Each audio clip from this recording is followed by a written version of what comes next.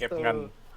Địt ạ. tôi chả hiểu sao trên Facebook dạo này cứ thăm ngàn kẹt nằm, tôi không biết thì sau tôi mới xem được cái video cổ cổ ngày xưa, tôi mới bảo mẹ lúc mà bọn nó chế từ đây ra. Đấy. Tôi có biết đâu, xem ông Dũng nói chuyện thì mới biết đấy chứ. Lúc đầu tưởng bố thì về lại link fake. Tôi cũng có biết đâu, Hóa mẹ ra là đéo phải. livestream mấy bố cứ bảo là thăm ngàn thì mình đâu biết thăm ngàn là cái đéo gì.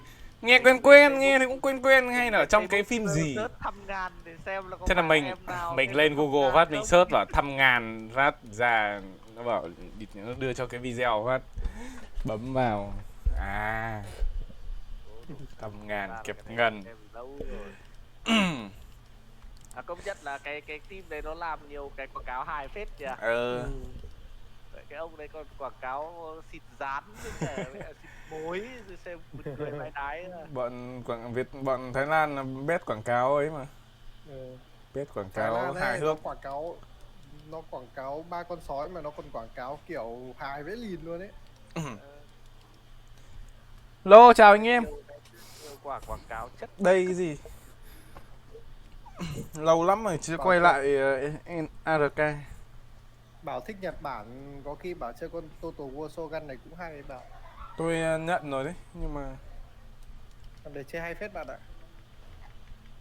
Con đấy kiểu mang yếu tố chiến thuật, động hơi gọi là đau đầu. Nhưng mà chơi vui phết. Này còn có rồi không?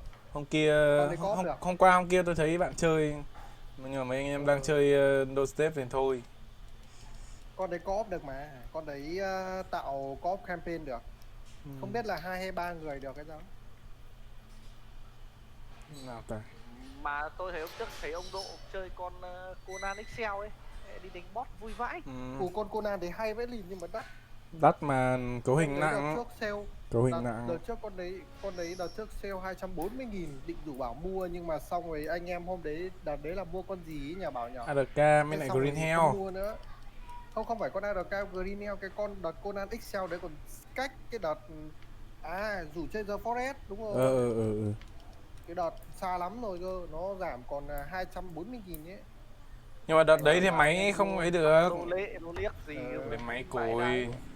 Mà con đấy hay lắm, nhưng mà mỗi tội là nếu mà ông mà xây cái ví dụ như là nơi ông, ví dụ như là tôi với ông Bảo hoặc là mấy ông nữa cùng chơi chẳng hạn đúng không, thì phải thứ nhất là phải tạo server, thứ hai là người kiểu xây nhiều nhà lên nó bắt đầu nó giật ấy, đi vào nhà lag lắm.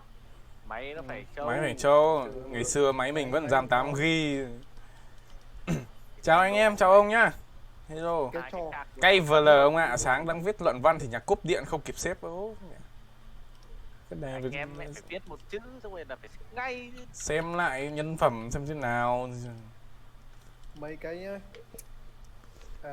chưa update xong à? Thì biết mới chạy được một nửa. Đi. Sao các ông bảo nhanh lắm? Nhanh mà. Nhanh mà. Hiểu Mạng tôi 8 trên giây chớp mắt cái được luôn mà. Thế thì xem lại xem mạng mủng có bị virus không. Chat thử xem nào. Để xem được là mạng nhà tôi như nào nhỉ? Ấn vào đâu để xem mạng bao nhiêu mê trên giây. Thế nhưng vào cái gì là speed cái gì? Vào cái trang speed gì? Speed test nó chỉ hiện cái tốc độ down, gọi là nó là gọi là tốc độ băng thông thôi. Còn nếu mà ông muốn xem tốt nhất ấy, thì ông xem ở trên Steam ý. Cái Steam đấy nó có cái download mà ông cứ ngồi đấy một lúc thì ông sẽ thấy là trong cái khoảng thời gian đấy tốc độ down cao nhất của ông là bao nhiêu mê trên giây ấy, thì gần như nó sát với cả tốc độ down thực tế của ông. Vãi cả bố chào boss, hello bố, bố chào con.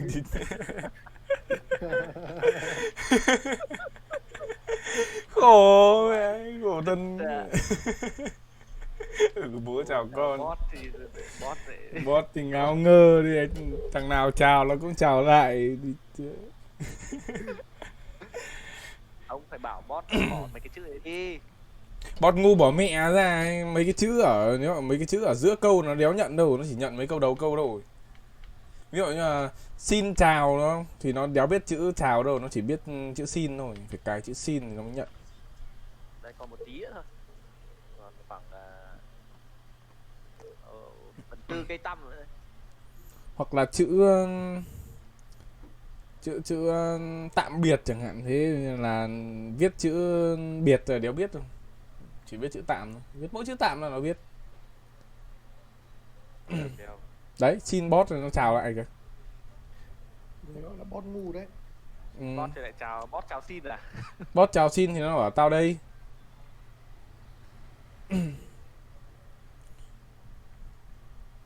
Không, tôi không để là tạm, tôi để là bye. Bye mới bye bye.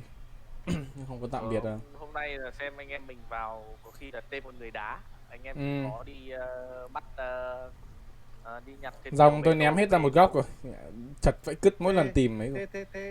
Thế có con thế bây giờ là có rồng lửa với cả rồng băng. Vẫn còn con rồng lửa 4 mấy ở trong dương rồi. Bây giờ mẹ rồng của Bảo khỏe lắm rồi. Rồng tôi giờ thì Giờ bạn giờ vậy bạn phải biết là giờ tôi vào tôi đánh rồng lửa ấy là tôi đéo thích bay nữa. Tôi đứng mẹ lại cho nó cạp tôi miếng, không tôi cạp lại nó 2 cái là chết. Đấm nhau như miếng luôn. Mỗi thằng đấm nhau. Mà rồng của tôi khạc rồng lửa nó bị kháng lửa bạn ạ, nên là nó đéo bị đam. thế dùng rồng băng khạc lửa thì sao? Rồng băng thì vẫn đam bạn. Nó vẫn đam, tính đam chưa. Nhưng mà tôi thì cũng đéo bị bằng kia khạc lửa bạn ạ. Nên là đem rồng lửa đi đập rồng đấy cũng khá là lợi. Tôi thì thích cái con rồng bay nhanh nhanh cái rồng điện nhảy lên bắt đầu phi vèo. Thế bảo map này không có. Phải bỏ 90.000 ra mua cái map ARK gì đấy. Genesis à? Không, Genesis không phải. Để cái gì nhỉ? Ragnarok à? Ragnarok. Cũng lâu rồi anh Dũng chưa làm chuyện đêm muộn, chắc do một số phần, đa số cái hỏi liên quan đến chuyện tình cảm. Scott. Một số chỉ có như còn lại ở chỗ lên chọn nghề học gì mà em cũng là người bị câu hỏi đã WC khác câu chuyện mới mẻ gì thì mẹ dài đấy. Ông làm gì đấy ông? Tâm sự tuổi hồng à, tâm sự tuổi mới lớn à? Chuyện đêm muộn của Dẻo CT.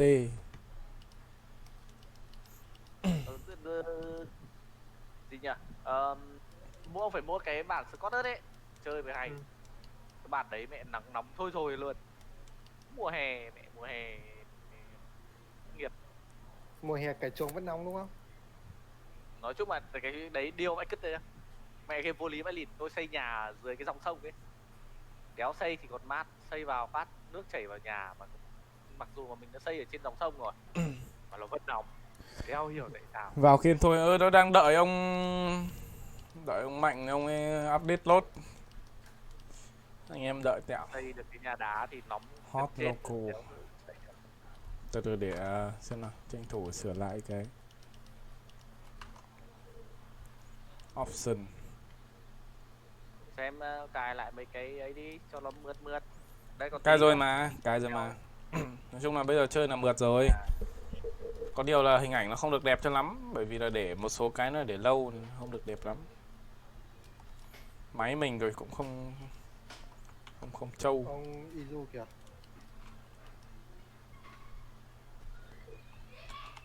Mà K2. Izu vào đi. Hay là KD. Lại mẹ.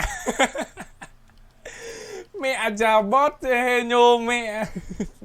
Ai cho mày ăn nói búa láo thế. Lại nhớ đến cái ông đợt trước lập cả mẹ mấy cái gì mà hội bảo vệ động vật vậy cứt. Tuyệt vậy cứt ra. Bảo vệ động vật. Dạo này anh khỏi đi học cả mà nhiều hôm nên lại sáng chiều không. Không, chưa phải đi học. Việc thì cũng. Ông xem cái bọn 1977 nó ra mới chưa? Tôi xem rồi. Gừng ăn thịt động vật quý hiếm. Gừng ăn thịt. Tôi sẽ đốt lên đời mình cho mẹ đề đầm thực thế giới. Ông tổ sư. Xong rồi lại còn VTV2 chương trình thế giới động vật. Động vật chỉ còn mỗi là người. Vậy cứt. Ôi rồi ôi sao đây? Mingy lại chính thức công khai người yêu thế này. Đấy. Boman với Mingy Vãi cả Lin.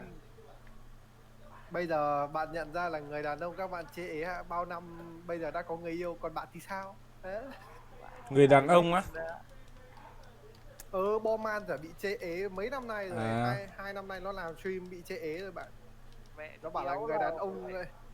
Thế là chúng nó mới trêu là Bowman đã kịp deadline của chính phủ, còn bạn thì sao? Đấy, hôm nay tôi lên Facebook tôi gặp suốt mấy cái đấy. Chả mấy đứa bảo là chính phủ bảo cưới sớm nhưng mà người yêu hay là vợ ở đâu thì chính phủ không nói chứ. Ai Đúng nữa. rồi. Chính phủ khuyến cáo là cưới và cưới trước 30 tuổi và sinh con hai trước 35 tuổi, còn vợ ở đâu thì chính phủ không nói. Bố tổ sư đeo gì chứ ông chế được. Cuộc sống là phải thích nghi. Hiền nào mấy hôm nay thấy vào đảo Divide thấy có mấy ông bảo đăng là từ giờ đéo bao giờ lên mũ thích nghi nữa. Thế xong rồi gì nhỉ? Thế xong rồi bọn nó chả ấy thấy Viking mà chỗ mà Bowman làm ấy, nó chả đăng lên cái ảnh nghỉ chứ. Nhà trai đã chuẩn bị rồi, thế còn VTV thì sao? Được chưa? Chưa được à? Còn một đoạn nữa sao mai nó đéo chạy hết rồi này, nó chỉ còn bằng cái đầu tăm thôi mà nó cứ đứng im mẹ này này. Đi. Nó bị thế đấy ông ạ. Sáng nay nó cũng bị thế, tôi phải đẩy một lúc. Cay nhờ. Đây thì Lấy đéo mẹ check sửa mà mẹ update đi đi. Sắp sửa như cây ông Dũng mẹ rồi đây rơi mất 30 phút rồi đây. Mẹ nhớ đợt lão ấy chơi Green Hell mẹ cũng vào mất mẹ một tiếng chỉ vì mẹ mấy cái vớ va vẩn. Đây rồi, nó bảo 4 phút. Đây nó báo 4 phút đây. Đi. Sẵn sàng khởi động sau 4 phút. Này up cái thăm ngàn xong nếu hiểu sao có thanh niên vào kêu giống Dương 404 các cái đái. Hiểu giống gì? Tại sao không phải ngược lại nhỉ? Dương 404 thì nổi hơn. Dương 404 là nó edit mặn. Edit mặn vậy cứt ra. Có cả ông Dương LG à hay là Dương LD này đấy. Dương 404 này. Ông Izuki kia vào cập nhật đi, không tí nữa lại không cập nhật được. Cập nhật chưa? Cập nhật đéo hiểu 4-50 phút này.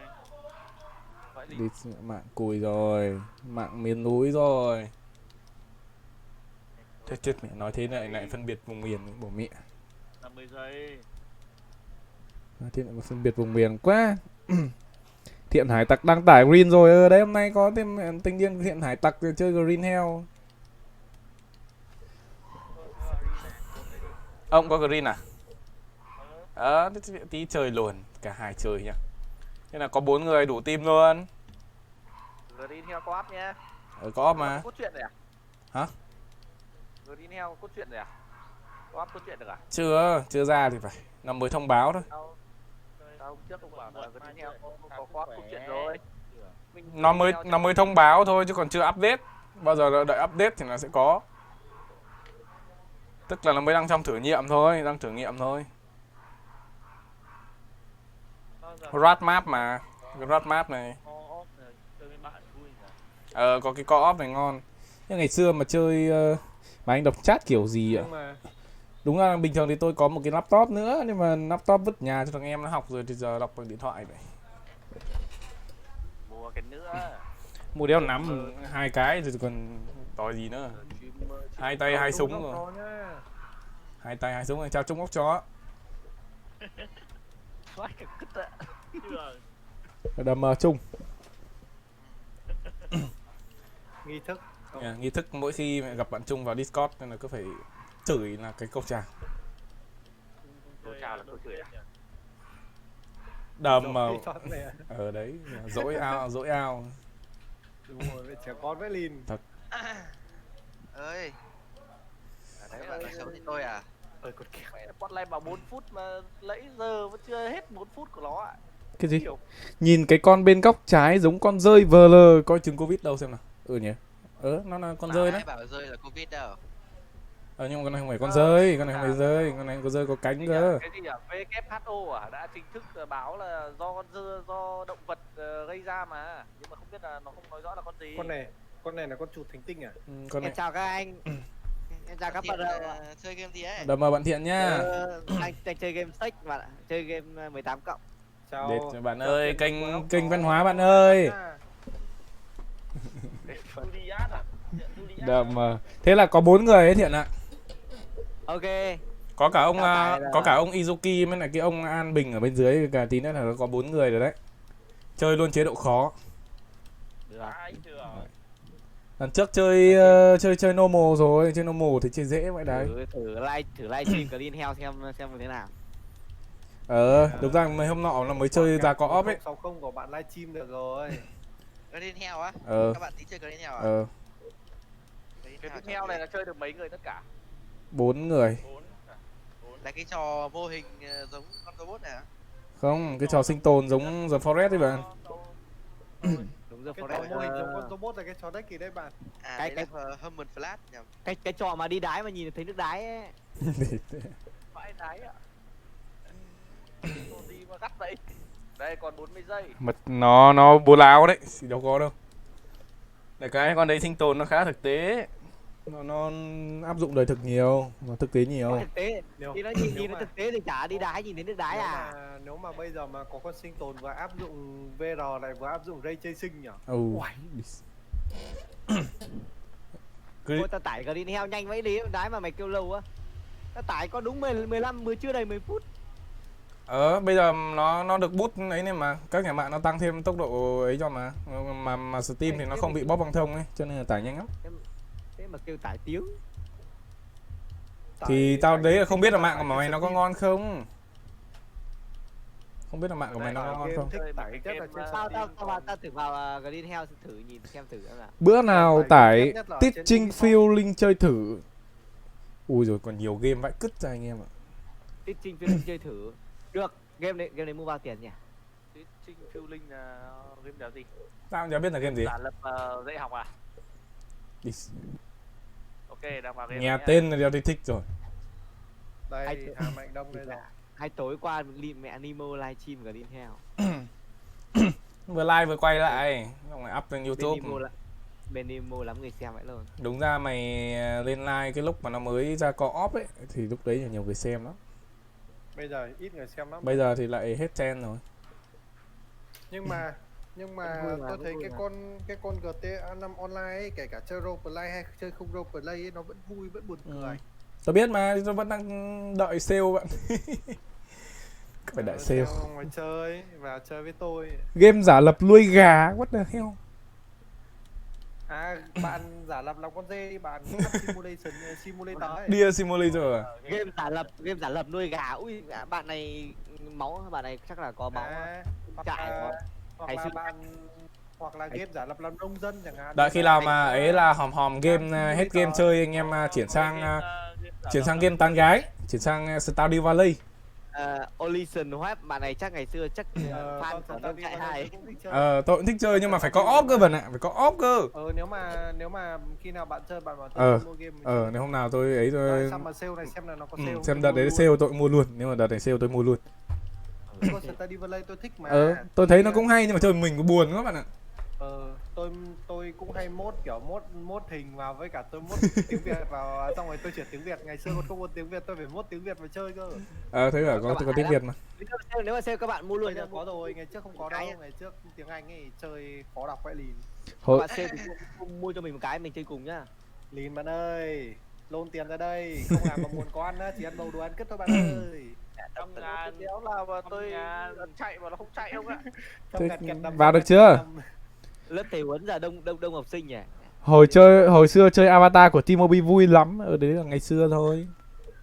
Bây giờ thì hết rồi. Bây giờ thì hết rồi. Giờ Ngày game Tôi còn ra chơi để tôi hết đi test lại cái máy cái, đéo hiểu tại Ngày sao xưa chơi avatar thì vui cực luôn, ngày xưa tao chơi còn đợt. Đéo biết ai dẫn không ấy, có máy avatar thích cái đấy. đéo biết ai dẫn mình vào mẹ cái con đường game bản quyền này không biết mẹ đậu xanh. Đéo biết ai. Đéo biết ai. Đéo biết ai. Thằng nào dẫn vào đẹp trai vãi lìn. Không nhưng mà thực ra thì đéo phải đâu, mình một phần mình cũng tự đâm đầu vào. Nhưng mà cũng là có các bạn ấy nữa, các bạn chơi cùng nữa, xong lại rủ chơi cùng nhau nên là lại máu lại mua. Chứ đúng ra là con đầu tiên tôi mua là con PUBG này, xong con thứ hai tôi mua là con Oxygen. Đấy là hai con tôi mua đầu tiên. Trung bảo gì tôi đấy bạn? Mua mỗi hai con đấy. Là bảo đã máu chơi game còn thích chơi cái kia. Thằng nào đấu têu ấy. Thằng nào đầu têu chơi gear thì mãi cả cứt tốn tiền vãi cứt. Tôi Ngày xưa mua cái bàn phím 100.000 đã chát vãi cứt rồi đéo hiểu mẹ. Đéo biết thằng đéo nào dụ tao mua cái bàn phím mất 1,5 triệu. Hello anh Giai. Ai lộn lớp mình Tú mua bàn phím với tôi, Chuột mua bàn phím với tôi, Địt Thiện mua bàn mẹ. phím với tôi. Thì mẹ bố Súc chung sinh. cái bàn phím 2,7 triệu về một phần bán lại mình 1,5 triệu. Bảo là mua tai nghe của Chun đấy Tôi chứ. mua Ừ. là bán ấy thôi, tôi mua gọi là bán cho anh em đấy thôi. Chung bán rẻ mà, đồ của Chung Thanh lý ấy. bán rẻ vậy. Em vẫn còn chơi Avatar này.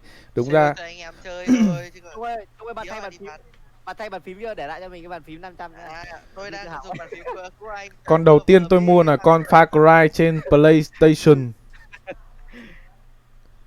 Tôi tưởng anh em con đầu tiên anh em mua là con Ninja School chứ. 15.000 đồng kích hoạt. Đâu, đấy là lập lích T-Mobile, lập lích T-Mobile mất 5.000. Đấy là lập lích thôi bạn, nhưng mà đang bảo là mua game cơ bạn, mua game bản quyền cơ. À, Ngày xưa cái T-Mobile nó hay chả có cái kích hoạt đấy bạn. con Ninja School 123. Vậy nó bắt mua 15.000 nó vãi cả cứt. Ngày xưa con đầu tiên mà tôi bỏ tiền ra để tôi coi như là ấy vào game đấy, là bỏ tiền vào game đấy, là con là lập nick T-Mobile để chơi 16 hai giga cái đấy. lấy đâu ra 15. 15 mà. 15.000 một tin nhắn mà. 15.000 một cái tin nhắn kích hoạt đéo hiểu luôn mẹ nó. Ngày xưa bỏ ra 15.000 để nạp tài khoản để chơi cái đấy thì thôi đéo tiền ót đấy rồi. Đâu gửi tin nhắn xong nó gửi cho mình cái mã bạn ạ. Phải cả cứt. Dầu vãi lìn.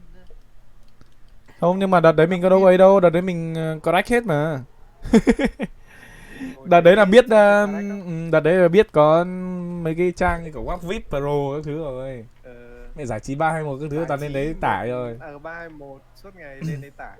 Lâu thế đang đợi ông kia không nghe update rồi lâu vãi cứt. Ôi, nhưng mà các bạn nhưng mà các bạn Mời đi, mời đi. tôi không hứng thú với mấy cái bản Ninja School mà có hack đâu nhá. Tôi tải cái bản thuần về xong tôi tự chơi ấy. Phá đảo ấy, hay vậy. Rồi tao vào Green Hell, tao chờ tao xuất một cái clip, tao vào Green Hell tao livestream. Game T-Mobile thì toàn nạp game Ngọc Rồng. Ngọc Rồng ngày xưa tôi chả nạp tí nào, chơi toàn tự cày, xong cái đợt đấy càng ngày nó càng hút máu tôi bỏ luôn. Sau cái đợt nó ra cái đệ tử phát cái đệ tử đấy hút máu quá rồi bỏ mẹ luôn. Thì trước cày sướng. Sao không thấy ông chuột ở trên mạng vậy? Có mà. Sita phát à, đây tôi lên rồi này. Ship tab ấy. Đấy, tôi mời được ông đây, ship tab đây. Đấy, tôi vào được luôn này. Không thấy ông chuột luôn. Thế Tại đủ rồi đúng sao không? thấy ông Yuki nhưng mà không thấy ông chuột? Thế ấy đi, Đâu rồi? ấy bạn ấy mời đi, bạn của anh mời đi. Thôi tí quay lại sau nhá, ra xem nốt bộ phim đêm qua ra xem. Ra xem con người yêu Cái cam gì nó ấy, tắt mẹ cái màn gì ấy? hình.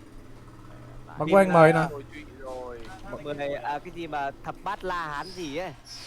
Bạn của anh Thiện mời. chỉ xem phim trưởng thôi, Thiện chỉ xem phim Tới- Trung Quốc tới- thôi, không xem phim Hàn Quốc như bạn đâu Trung ạ. Tớ toàn xem Ôi, phim Hàn. Trung Quốc ấy. Bạn lại nói thế sai nhá. Tớ không những xem phim Trung Quốc, tớ mà còn xem cả phim Nhật Bản. Của anh mời đi bạn. À Bạn buồn Ơ, cười. Tớ nhưng mà xem bạn hai ơi, loại sao phim. Cho anh mời ông chuột đi xem nào, tôi Ok, không nhìn thấy ok. ông chuột đâu cả. sao tôi lại bị con Bron Tosovit ở đó, tôi không thấy chuột thật này, offline này. Vãi cứt. Bạn ship tab lên đi, xong rồi bạn ấy lại đi. Tôi Bye bye anh tôi em, vào quay lại. lại nha. Anh gặp lại xem. Tại sao tôi lại bị con Bron Tosovit giết à? Không. Tôi chả biết được. Nhà mình Ông vẫn đang ở cái nằm chỗ ở nhà gần mà. con Giga đấy đúng không? Ừ. Thế Tôi bị đang tìm con Bron Giga nữa bạn ạ. Sau rớt giết này. Tôi đang tìm con Giga nữa. Hay là lúc đấy nó đánh nhau nó vào nó Tôi bị đánh toang hết cả người rồi. Mất hết cả đồ rồi, bây giờ còn không biết Đồ tôi đâu. ném trong con trong con lợn đấy bạn. Đồ tôi cất trong bộ bàn trong con lợn ấy. Ok. Thế Mời chỉ mời có lại đi tôi bạn, chết- xem nó tôi được. chết rồi đúng không? Tôi lột hết đồ trắng đồ ra mà. Vẫn đeo xì Không bạn tuột ạ, đeo nhưng mà đâu. tôi vẫn mời. Mời được không? Không gửi được à? không thấy đâu ấy. Sợ Chả thế hiểu. nhỉ? Bạn Không chuột chuột. bị ấy mà. Thoát ra lại stream cho nào. Ô, con đấy này. Ai sơn cho con này đấy? Ai sơn cho con Raptor này đây không? Tôi Sơn. Thế để Con ấy xanh lại xanh nào đỏ xem nào. đỏ đây, con đỏ đỏ vàng vàng Con đây. vàng đỏ ấy, trông con đấy đi chóa vậy. Để đăng nhập lại Steam.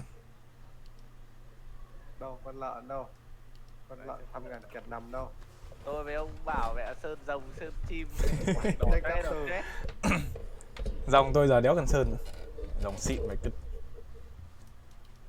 Đeo mẹ delay stream mất mẹ nửa tiếng đeo vậy cứt thật. Đéo hiểu sao không nhìn. Con Raptor này tăng vào stamina hay là tăng vào speed thì nhanh hơn nhỉ? Ngon hơn à? Sợ tôi thì cứ tăng mẹ vào đam. Tăng đam nó mổ nhanh lắm. Cấp thì nhanh. Thế thì cho hết vào Raptor. Ủa, 516% cấp ạ. Con Raptor nhảy của tôi mất mẹ rồi. Mời đi bạn, mời đi. Ô, có con cá sấu này. Được rồi đấy, mời đi. À đây online rồi đây. Đây, Tôi- đấy. tôi vừa Nhất phải- là phải trên mạng chứ. Đấy ông Quốc Anh mời nhá. Tôi mời rồi đây, bảo thấy không? Tiêu thấy. Vào vào được chưa? Bây giờ anh em đi trên Metal về quẩy ấy. Sao đéo nhá, thấy nhỉ? đón người đá. Thế thì ông mời đi, tôi mời bảo không được. Đây tôi mời đây. À, Đây thấy hiện bây giờ về thấy ông hiện, ông chuột hiện này. con chim chém vẫn còn ở đây à? Dạ. Cái con kia chết rồi. Rồi, Con chém kia chém Pines chết rồi, vậy còn mỗi con chim chém. Và bây nghe giờ chuẩn bị quẩy rông. Con rồng của tôi đâu ấy nhỉ?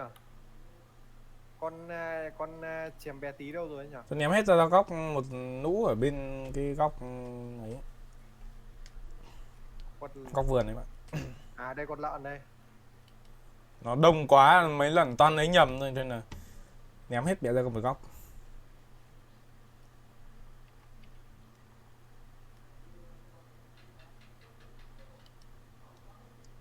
Cái đơ này chắc là được.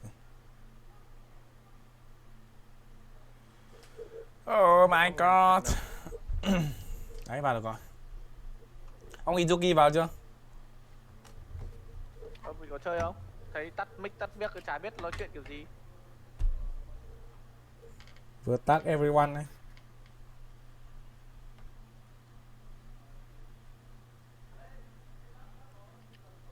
A5 pha, A6 pha, A7 Chuột pha. trên lửa. À đây thấy chuột bay trên trời đây này. Chuột lại còn bay hẳn trên trời á? Tôi thấy chuột đứng ở trên trời. Đâm một con rồng đâu vào? Đây rồi. Ở kia. Rồi. Con shipper này có mắc mắc cái gì nhỉ? Mắc quét. Con này có mắc quét. Câu hỏi là mấy giờ rồi? Ui, Đâu rồi? Con rồng của mình đâu rồi? Đây rồi. Bạn có ấp trứng rồng không ạ? cơ trưởng. Ừ. Có bạn ơi, tôi đang tìm con rồng bé tí của tôi. Ai là ca chơi được bằng tay cầm không? Chưa được bạn ạ. Có bạn ạ, nhưng như cứt bạn. Nó không được. Chơi nó không quen đâu. Chơi nó Chơi kiểu bằng gì chuột tôi thì thử nó rồi. chơi bằng tay cầm thì Có chơi quả dễ, 51 đây dễ này bạn. con. Một quả 51, một quả băng 47 này. Ok bạn. Ấp Vào quả mà 51 lấy này. quả 51 cho sướng. Đấy hẳn quả 51 này cũng được. À đây con rồng chém 72 đây rồi. Em yêu của anh đây rồi. Nay K2 chơi Stranded không? Stranded quả vừa chơi xong này. Quả vừa chơi xong không ấy. Chặt ít để có đéo này. Cũng sinh tồn bạn ạ. Sinh tồn trên đảo hoang. Nhưng mà hôm qua tôi vừa tìm được con bạch tuộc xong kinh vãi cứt. Mẹ thấy có cái cọc tiêu cúi xuống tưởng cái đéo thì con bạch tuộc. Bạch tuộc khổng lồ này. Đấy có boss trước tôi xem ông Dũng chơi là có bạch tuộc khổng lồ với cả cam ấp khổng lồ mà.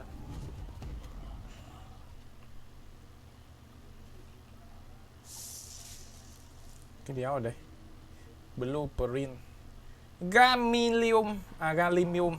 À đó. Galimium mất. Bạn này cho tôi con trứng rồng đâu bạn? Trứng rồng ở trong tủ ấy bạn. À đây. Trong con rồng này của tôi còn có cái blue pin của cái ấy này.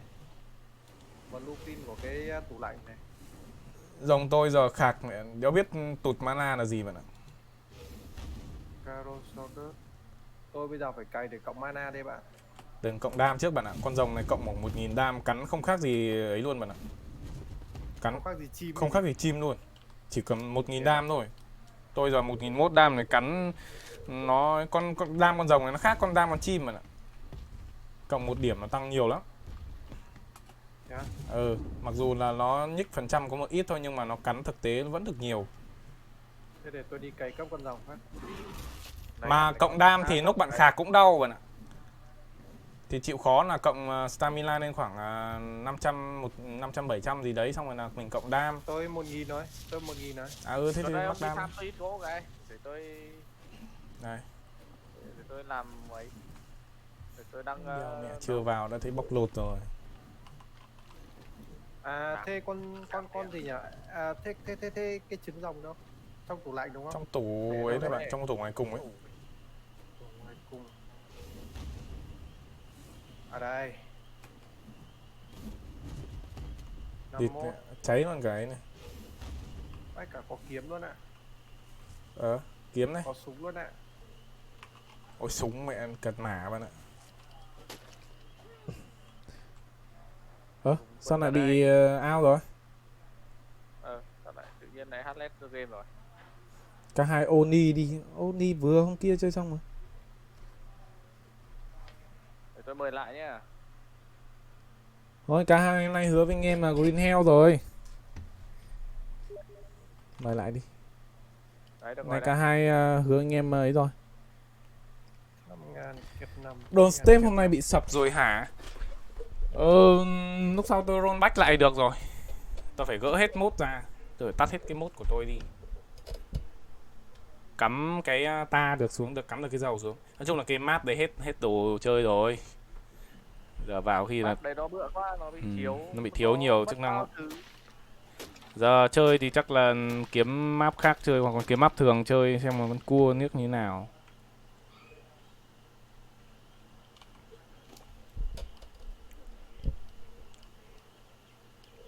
Quên mất không cầm con cơ trưởng đi. Con cơ trưởng gì lắm à? À không, con shipper. Con shipper tôi cộng vào weight đấy bạn, để chở đồ ấy mà. Tẹo nữa đem đi Trên. trên. Anh em sẽ đi cày làm cái canon nhá. Tôi đang bảo là đi đánh boss bạn ạ. Tôi có cái antifact này này. Để có đánh không? Cái canon 950 metal à? Ui trời ơi. Đi farm gỗ rồi ấy con rồng phát nào? Hay xuống hang rồi làm tàu ra biển. Con đấy không có hang. Cái map này không có hang. Không ra được không vào được không vào được núi lửa thì biết làm nào được. Đường step map thường đi rớt rui nhanh luôn. Đó là nếu mà chơi map thường thì đi đảo mặt trăng nhanh. Vào bắt đi kiếm đảo mặt trăng sớm.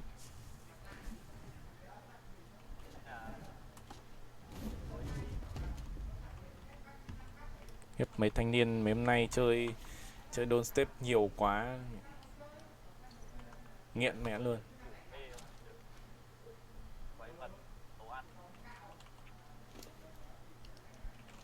Gỗ để đâu đây? Gỗ cho vào cái lò đấy, đang luyện metal ấy. Luyện Đây, metal đó. tôi được một đầu gỗ này. Đấy, có mấy cái lò đang cháy dở đấy. Ông Ok. Tôi chỉ lấy có mấy miếng để ấy thôi mà, còn đâu tôi mang về tôi đưa hết cho các con.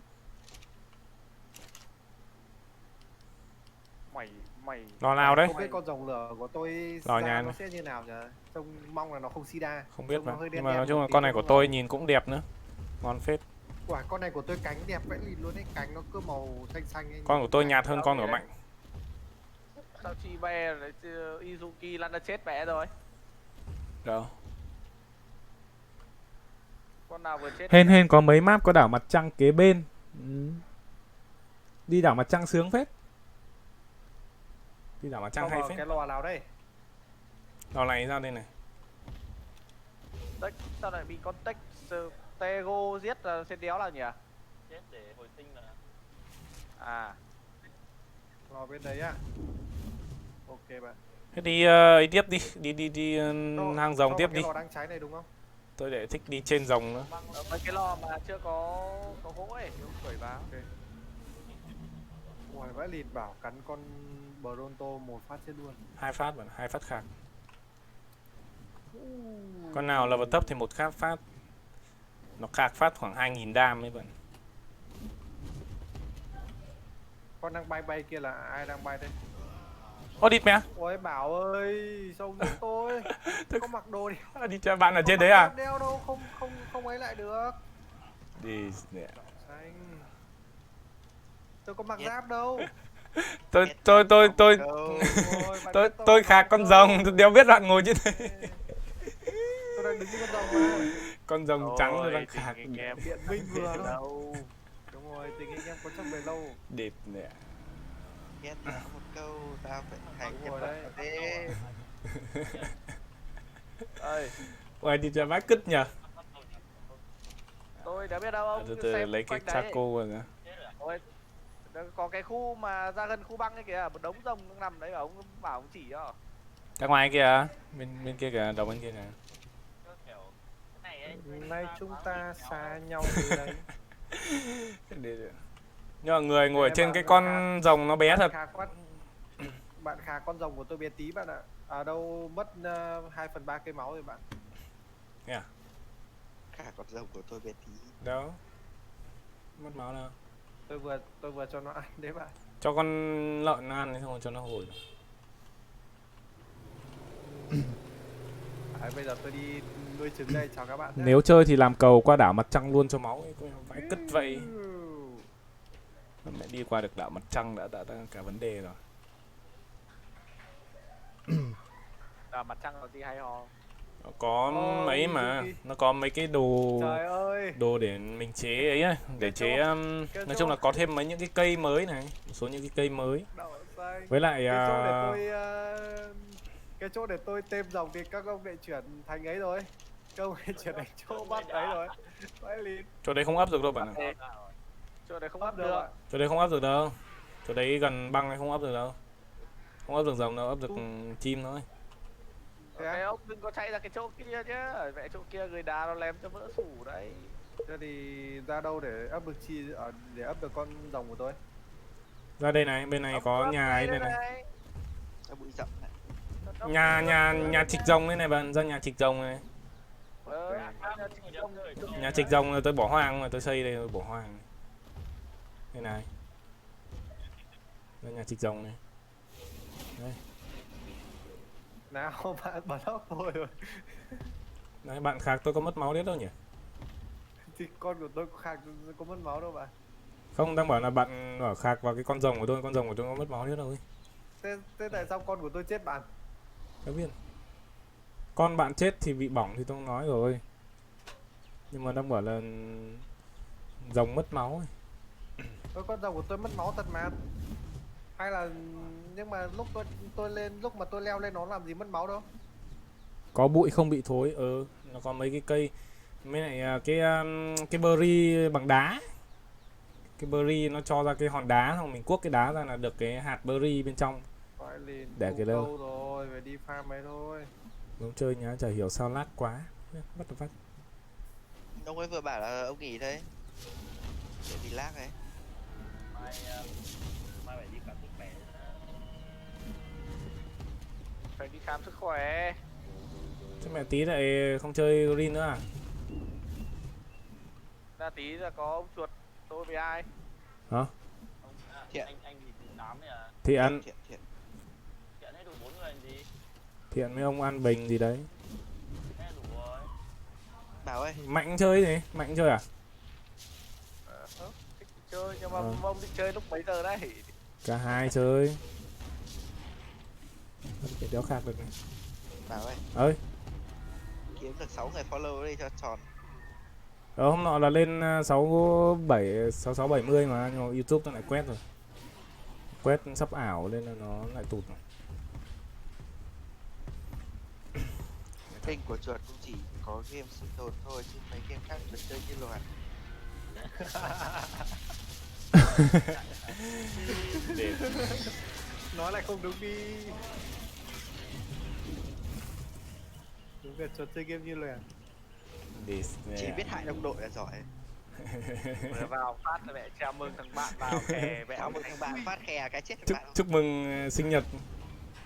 Happy birthday à? Bạn sử dụng con rồng cũng được luôn á. Nè. Chỉ việc ngồi lên và Cần có một hướng đi đúng đắn để phát triển kênh em ra nhé. Mà ai biết chúng mình đừng vay mượn ai. À tất nhiên rồi anh cái ơi. này khi nào? Đặc sản, Chơi cái này khi nào? đặc sản mẹ bắt rồi. Cho bay được à? Chơi như nào á? Đặc sản là Chơi như game bình game thường sinh thôi mà. tồn rồi. Biếu Trần có phải thành chú béo không vậy? Đặc sản ông chuột Thôi thôi, là chơi game này buồn nôn lắm. ấy đây đây. Là cờ lê thây. Đặc sản Đéo rồi một của đội cờ lê mẹ hay như đội của ông chuột luôn. đặc sản của ông chuột là sạo lờ nữa. Game này game sinh tồn mà bạn, chơi sinh tồn thôi. Sinh tồn bắt khủng Chơi long. vui mà bạn, bắt khủng long các thứ thích lắm. Nhất là cưỡi con lợn chung ấy thích cực. Không mẹ con đĩ cano này. Mẹ mình nhờn với bố mẹ à? Tu câu thì tôi làm nhiều ấy thế này mà vẫn tu câu. Địt mẹ đéo quay được đầu nhỉ. Con này khó quay đầu nữa quá. đi, thế vẫn là ít rồi. Nhờn với bố mẹ à? Nhờn với bố Bao mẹ. nhiêu thì mới đủ.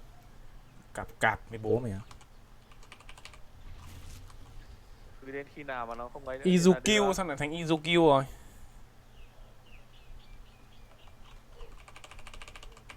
Cho rồng ăn quả.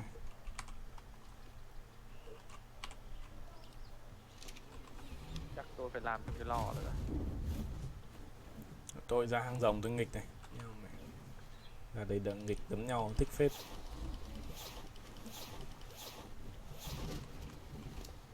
Rồng tôi giờ 8.000 máu rồi nên cũng trâu. Không sợ chết. Không bảo lại không làm muốn có ăn đấy. Sao lại không muốn có ăn làm vãi cứt cho bạn? Bạn đi hang rồng ấy, bạn không làm cùng anh em, bạn không đóng góp cái gì à? Đóng góp gì bạn? Đóng góp cho bạn hẳn con 51 thì còn đéo nữa.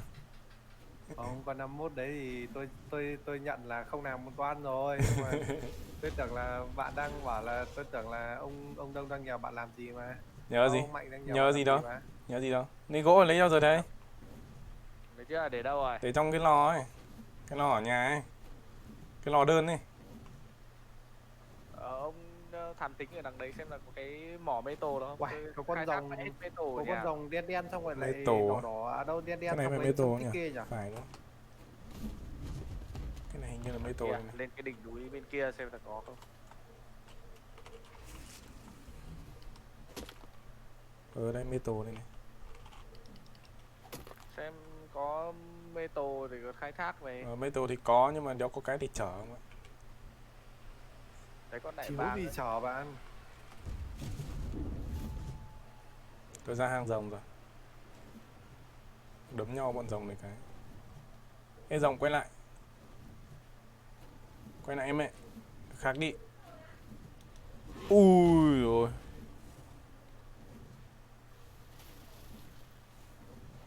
Đấy, xa mà nhớ. Ui rồi. Đi mẹ thế mà trượt nhỉ. Ở đây. Anh em mình nhà vẫn lêu hêu nhỉ, không hay là anh em mình xây bay bù các thứ đi. Ôi ôi có cái con đéo gì này. Đi nhờn với bố mẹ. Nhờn với bố mẹ. Nhờn với bố mẹ.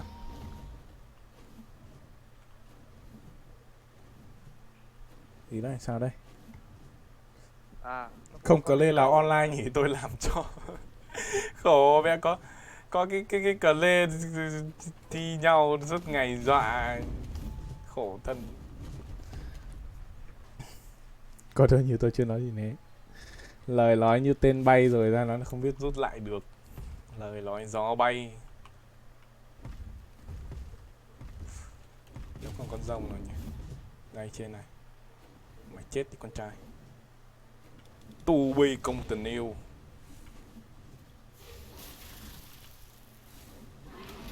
Ra đây. Ra đây. Ra đây. Ở đây rồi, 11 phút inbreaking này rồi. Địt mẹ. Vậy kịch. đây. Ông xuống cái đây ông vác của tôi ít metal này về cái. Chạy ra đây. Đéo có đồ đâu. Vác cái metal trong con này về để tôi bay một vòng xem là chạy ra gần gần đấy không nặng không kiêng được đâu. Để tôi Đi, xem là nó- đéo hiểu mang đống sắt vụn về làm gì. Làm cá nông ở à? đây đây có một cục về. 2 cục, 3 cục. Nhóm này nó không ấy được hết đâu. À, có mấy con raptor Raptor với chúng tôi này. Chỗ này sao chở? Raptor với chúng tôi này. Có 200-300 thôi, mang metal về thôi chứ không cần mang đá, đá vẫn đi được. Chị metro ấy. Nó ai đâu đấy được chuẩn 1.3 triệu. Anh dai nào ấy? Bạn có làm video cái donate đấy không? Tôi xem. Tôi không bạn ạ, nhưng mà vẫn ở trên stream. Đấy, Trong livestream thì nặng đéo bay được. Trong cái Green Hell thì phải. Đéo bay được rồi, mà chắc mang được 200 một lần thôi. Con rồng to tướng đéo mang được bằng con chim. Dòng này thì mẹ cái khác thôi. Ê, chim của mình nó phải khỏe chứ ông. Rồng nhiều sinh lý vãi lìn. Đã thể tống hết vào chim của ông. Tống hết. Đấy, tự đi một bê. Được chưa ạ? Đi về này, chào. Tí lại giật ra mà. Nếu mà ngay nhà đi. Đi farm mấy cái con ở gần gần đấy thôi. Đừng chạy ra cái khu rồng đấy nó lác. Ra farm sang quanh quanh thôi mà. Nát thì về nhà sao đâu. Không chết được. Đi vào hang rồng tiếp đi. Khổ. Đi kiếm trứng rồng. Đủ metal với ăn. các thứ xong rồi vào hang rồng đi vào chứ. Mà vào hang rồng thì tôi không có bộ đồ ấy. Tôi không có đồ mát. Có mà. Tôi chế thư dư mà. Tôi nhớ là tôi chế dư mà tôi nhỉ. không để ý. Xem là để trong dương hay sao ấy. Tôi nhớ là tôi chế dư mà bạn. Bao giờ ở xung quanh đây các ông quét hết con này rồi à? Con gì? Các ông quét hết mấy con ăn thịt direct đi đủng các thứ rồi à? Ôi giời. Đâu là cứ đánh nhau trên Cano các thứ à? Dẹp loạn liên tục bạn ạ. ông Tôi rồng đang đi cày level phát. Thì tôi xem là hình như là tôi nhớ là có làm dư 1-2 bộ mà.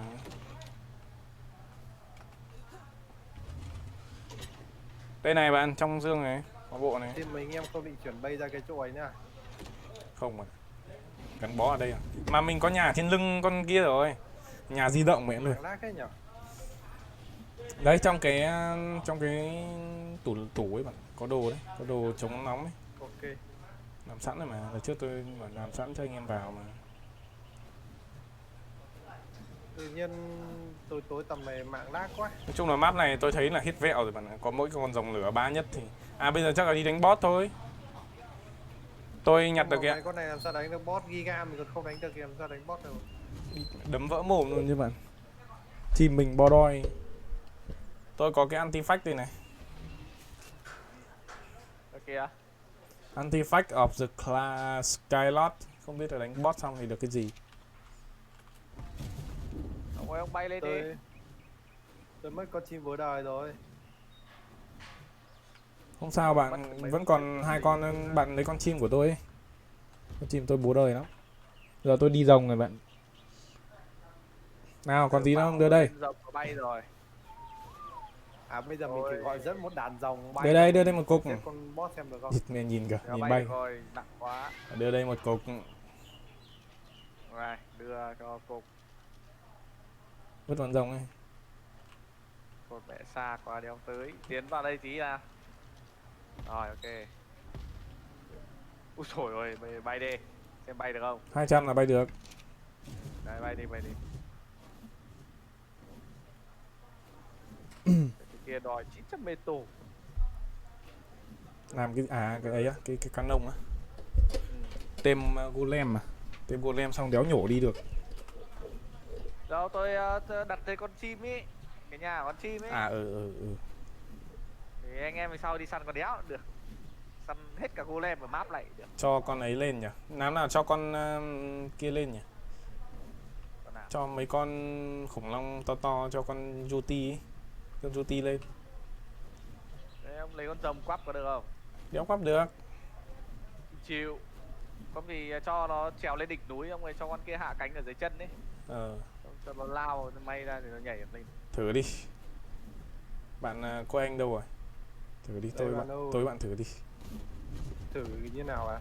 Tức là cho con Yuti nó lên đỉnh cao núi, xong rồi là tôi hứng con quát di này ở dưới này. Con quét dai ở dưới này. Thôi bạn cho nó lên trên lưng con này. Nhưng mà ấy lag lắm bạn, là mạng tôi lag lắm, tôi không mấy được đâu. Mạng tôi lag lắm, tôi không làm được, cái nó cứ bị delay ấy bạn.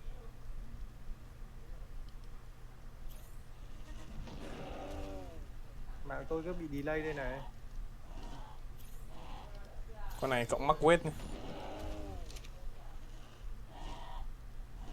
Sao đâu bạn, con này nái dễ mà.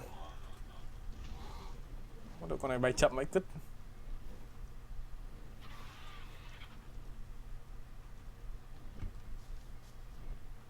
Đấy. Đứng trên này bắn. Xa gì mẹ luôn. Con đấy nó bay một chỗ được cơ mà, nó đứng im một chỗ. Đứng im một chỗ chế được cả đồ này. Bắn phát con cừu lăn ra ngủ luôn.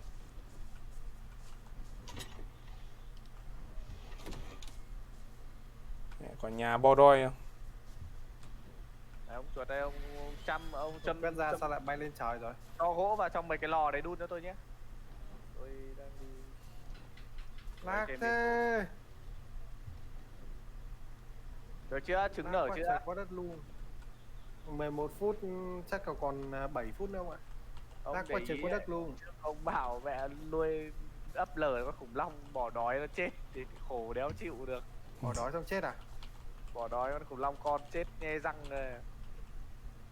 Không, tôi nhân đạo lắm, tôi ai như bảo đâu, tôi nhân đạo. Đi. Đéo ai chơi Bắc Phốt thế. Tôi là luôn luôn nghĩ cho ALK, khủng long của mình, cho ALK. nên là tôi luôn đặt tên cho khủng long của tôi đặt những cái tên yêu thương thôi. Bạn bị yếu sinh lý như chim rồng của chuột ấy. Bạn muốn khỏe hơn, đừng có lo. Đã có sản phẩm là dùng xâm bổ thận tràn nhung bổ thận tám dương tăng cường sinh lực. Đấy. Chim và chuột là phải dùng thêm mấy cái đồ đấy vào. Chim tôi để ấy rồi. Nói nhiều tôi tịch thu con Raptor bay nhá. À, Tịch thu con Raptor bay. Bây giờ kiếm đâu ra con này không? Tôi phải đi tìm kiếm con này mới được. đấy thì hôm trước tôi bảo ông rồi đấy. Tôi ra đấy tôi chả thấy con đéo. đéo nào. Ông phải bay thấp thấp xuống. Tọa độ 30 70 à đâu? 50 50 60 rồi 50 70 đấy, cái tầm khu đấy mà đi. Ở đây 50 70 đây. Trước thì cũng Ông phải đây rồi. đi thấp thấp xuống mới thấy. 50 70 này. Bay thấp thấp xuống. Xong rồi đi nhìn ấy, thấy cái tổ nó đỏ đỏ ấy. Có quả trứng nó lửa đỏ đỏ ấy thì là tổ của nó. Nhưng mà tìm quanh quanh mấy con bố mẹ giết hết nó đi, không giờ nó nhảy vào người đấy.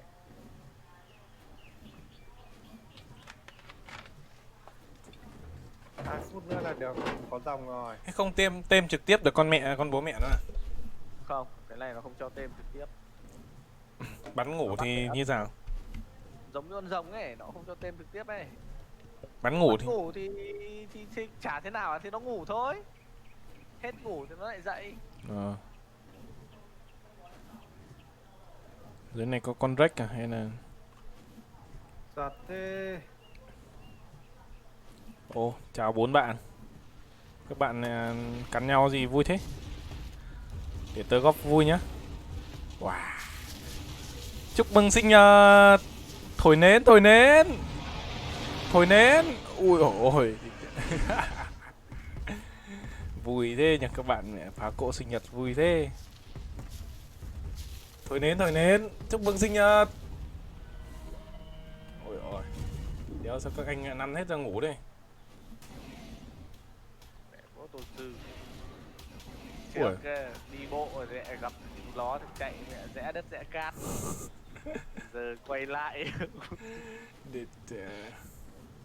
làm liều đéo chịu được. Ai bảo trước nó hành mình mẹ bật dậy giờ quay lại cho chúng nó biết mùi gì. Và nó bảo ở đây có giga nên mà đéo hiểu đéo thấy. Còn hiếm vãi đái có một con mà đéo ấy được cay nhỉ. Mẹ thật đấy, đéo hiểu sao. Đéo hiểu sao mẹ bị Megalodon đâm chết.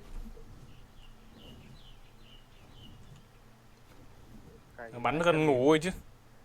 Có khi nào thanh niên mẹ xuống suối ngủ không? Xong rồi mẹ bị đấm chết. Không biết được. Có khả năng là như thế. Lag Mà thiếu đéo chỗ ngủ nhờ, mà nó phải lao xuống đấy nó ngủ. Lúc xuống tôi uống nước là tôi thấy nó dò dò ở dưới biển ấy. Chắc là để bị cắn xong rồi quay lại đập nó thì nó đông vãi cứt ra thì nó chả cắn cho. Con rách máy của tôi nó tôi dẫn về mà còn bị bọn Piranha nó đớp chết thì tôi biết rồi. Con rách máy đẹp ơi đẹp mà. Ấy, mạng mèo chán quá. Rách máy bạc nữa. Ui, sao có con chim đỏ đỏ giống con chim của Donate sang kênh của mấy anh FPT, donate cho các anh ý. của anh dùng Viettel mà đúng không? Nơi băng thông cho. Của anh dùng Viettel mà đúng không? À, Viettel à?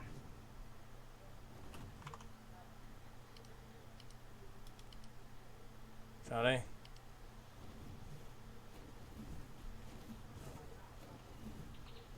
Bạn của anh sao rồi? Biết này. Ôi bảo ơi, có một đôi ste này, máy thế mới kinh nhỉ. Lag quá anh em ơi. Sao lại lag nhỉ? Tôi bị out rồi. Mời lại đi bạn, mời lại đi. Biết nhưng tôi không biết, nhưng mà vào đít cũng bị. Vào đít là mất tiếng luôn. Bạn nói tôi mới nghe đấy mà. Có bị nhằng nhằng gì đâu. Lại đây. Bạn nói tôi mới nghe mượt mà. Do mạng rồi, do mạng sida rồi bạn. Từ hôm qua lúc mà mưa bão xong quá tại nhà tôi sida hẳn. Có chết mẹ quên mất không cất cái metal đi rồi. Tôi nhìn, sao giờ không chip tab được này. Tôi dùng VNPT chả thấy bóp hay cắt cái gì cả. Có cần metal nữa không hả Mạnh? Có 500-900 meto, ông nghĩ là đun bao nhiêu cho đủ? Tôi lại quên không ấy rồi. Thôi cứ đi farm đi xong rồi về. Mà nó nặng. Thế thì mang về bỏ vào mấy cái lò, mấy cả gỗ, mấy cái lò mà nó chưa có lửa ấy. Nhưng mà đi xa rồi.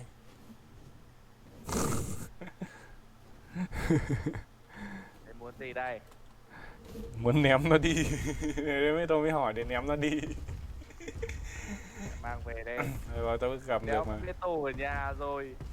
Bảo đi kiếm thì lại đi trên. Đâu, quên mà không bỏ ra. Trước khi đi là quên không bỏ ra. Khu này của mấy anh rap sờ to. Ây da, mẹ anh rap to. Anh rap Không to vào rồi. được rồi ông ạ. Lag như thế cơ à? Sao thế nhỉ? Hello. Hello. Hello. Ta mau hot rồi. Chào cả Vin phát à? Vì vật đấy. Mạng mèo chán thiệt. Vào test thử xem là chơi được không. Tí vào lại vấn đề gì. Vào chơi thử đi. Tạo hot chơi thử một phát xem nào. Chạy lăng quăng một tí xem. Tinh. À. Ở đây con này đúng không nhỉ?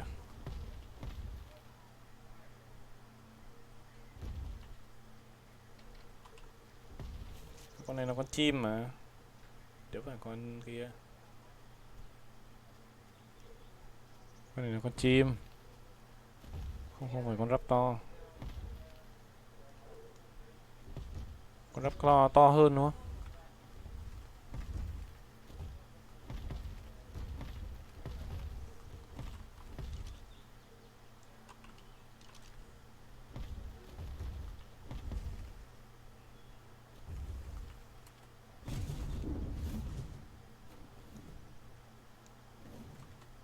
Ui rồi con đại bàng. Ra cả khi anh ste anh tát cho phát. À đâu? Con này là con gì?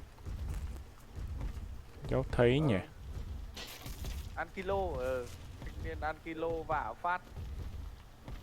Đèo mẹ luôn. Khổ đéo chịu được. Giết ra cả khịa nó. Con rồng ông không mang được nhiều đồ là do không chơi đồ đấy. Vãi cả cứt, đéo gì cũng đổ chơi đầu. Nó đã khạc một phát chết một con Pachi còn đéo nữa. Này. Khạc phát chết con Pachi còn gì nữa. Tôi mời nhá.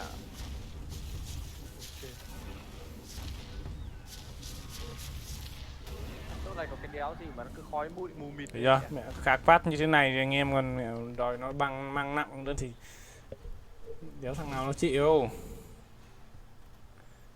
Luyện công lực vách cả cứt ra còn bắt mang nặng nữa thì Ôi, và thử Green Hell nó phải tắt tiếng mày. tắt tiếng là như nào? Tức là sợ tiếng âm thanh bị bản quyền không? Không. Ok. Đâu nhỉ? Cái sạc điện thoại đâu nhỉ? Ui, con này là con gì đây? Có phải Giga không? Đấy, chứ À, bảo Rick, cái Green Hell này thì kẹt vào trong rừng ngồi kể chuyện ma vui vãi Rick. mày. Cái sạc điện thoại đấy nó giả đến đâu nhỉ? Con Rex này. Chào bạn Rex. Chào bạn. Mày ấy, chọn cái chơi một người hay chọn chơi nhiều người? Chơi nhiều người ấy, vào tạo hot chơi thử xem nào, xem có Nhiều bị cái người gì này. không. Và tạo hot này chủ trì game này, tham gia game này, cho cái chủ trì game à?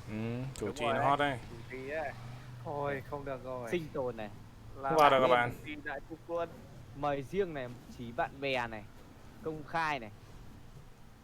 Để- Mời riêng nhá, chọn cái mời riêng thử chơi thử vào nữa. Mà riêng thôi.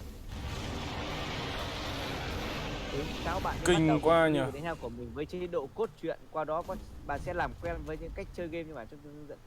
Bắt đầu game sinh tồn có ok, chơi bằng cốt truyện đi. Cấp độ khó này, dạo bước trên công viên chào mừng với rừng xanh, Vua rực thẳm ấy. Vua vực thẳm ấy.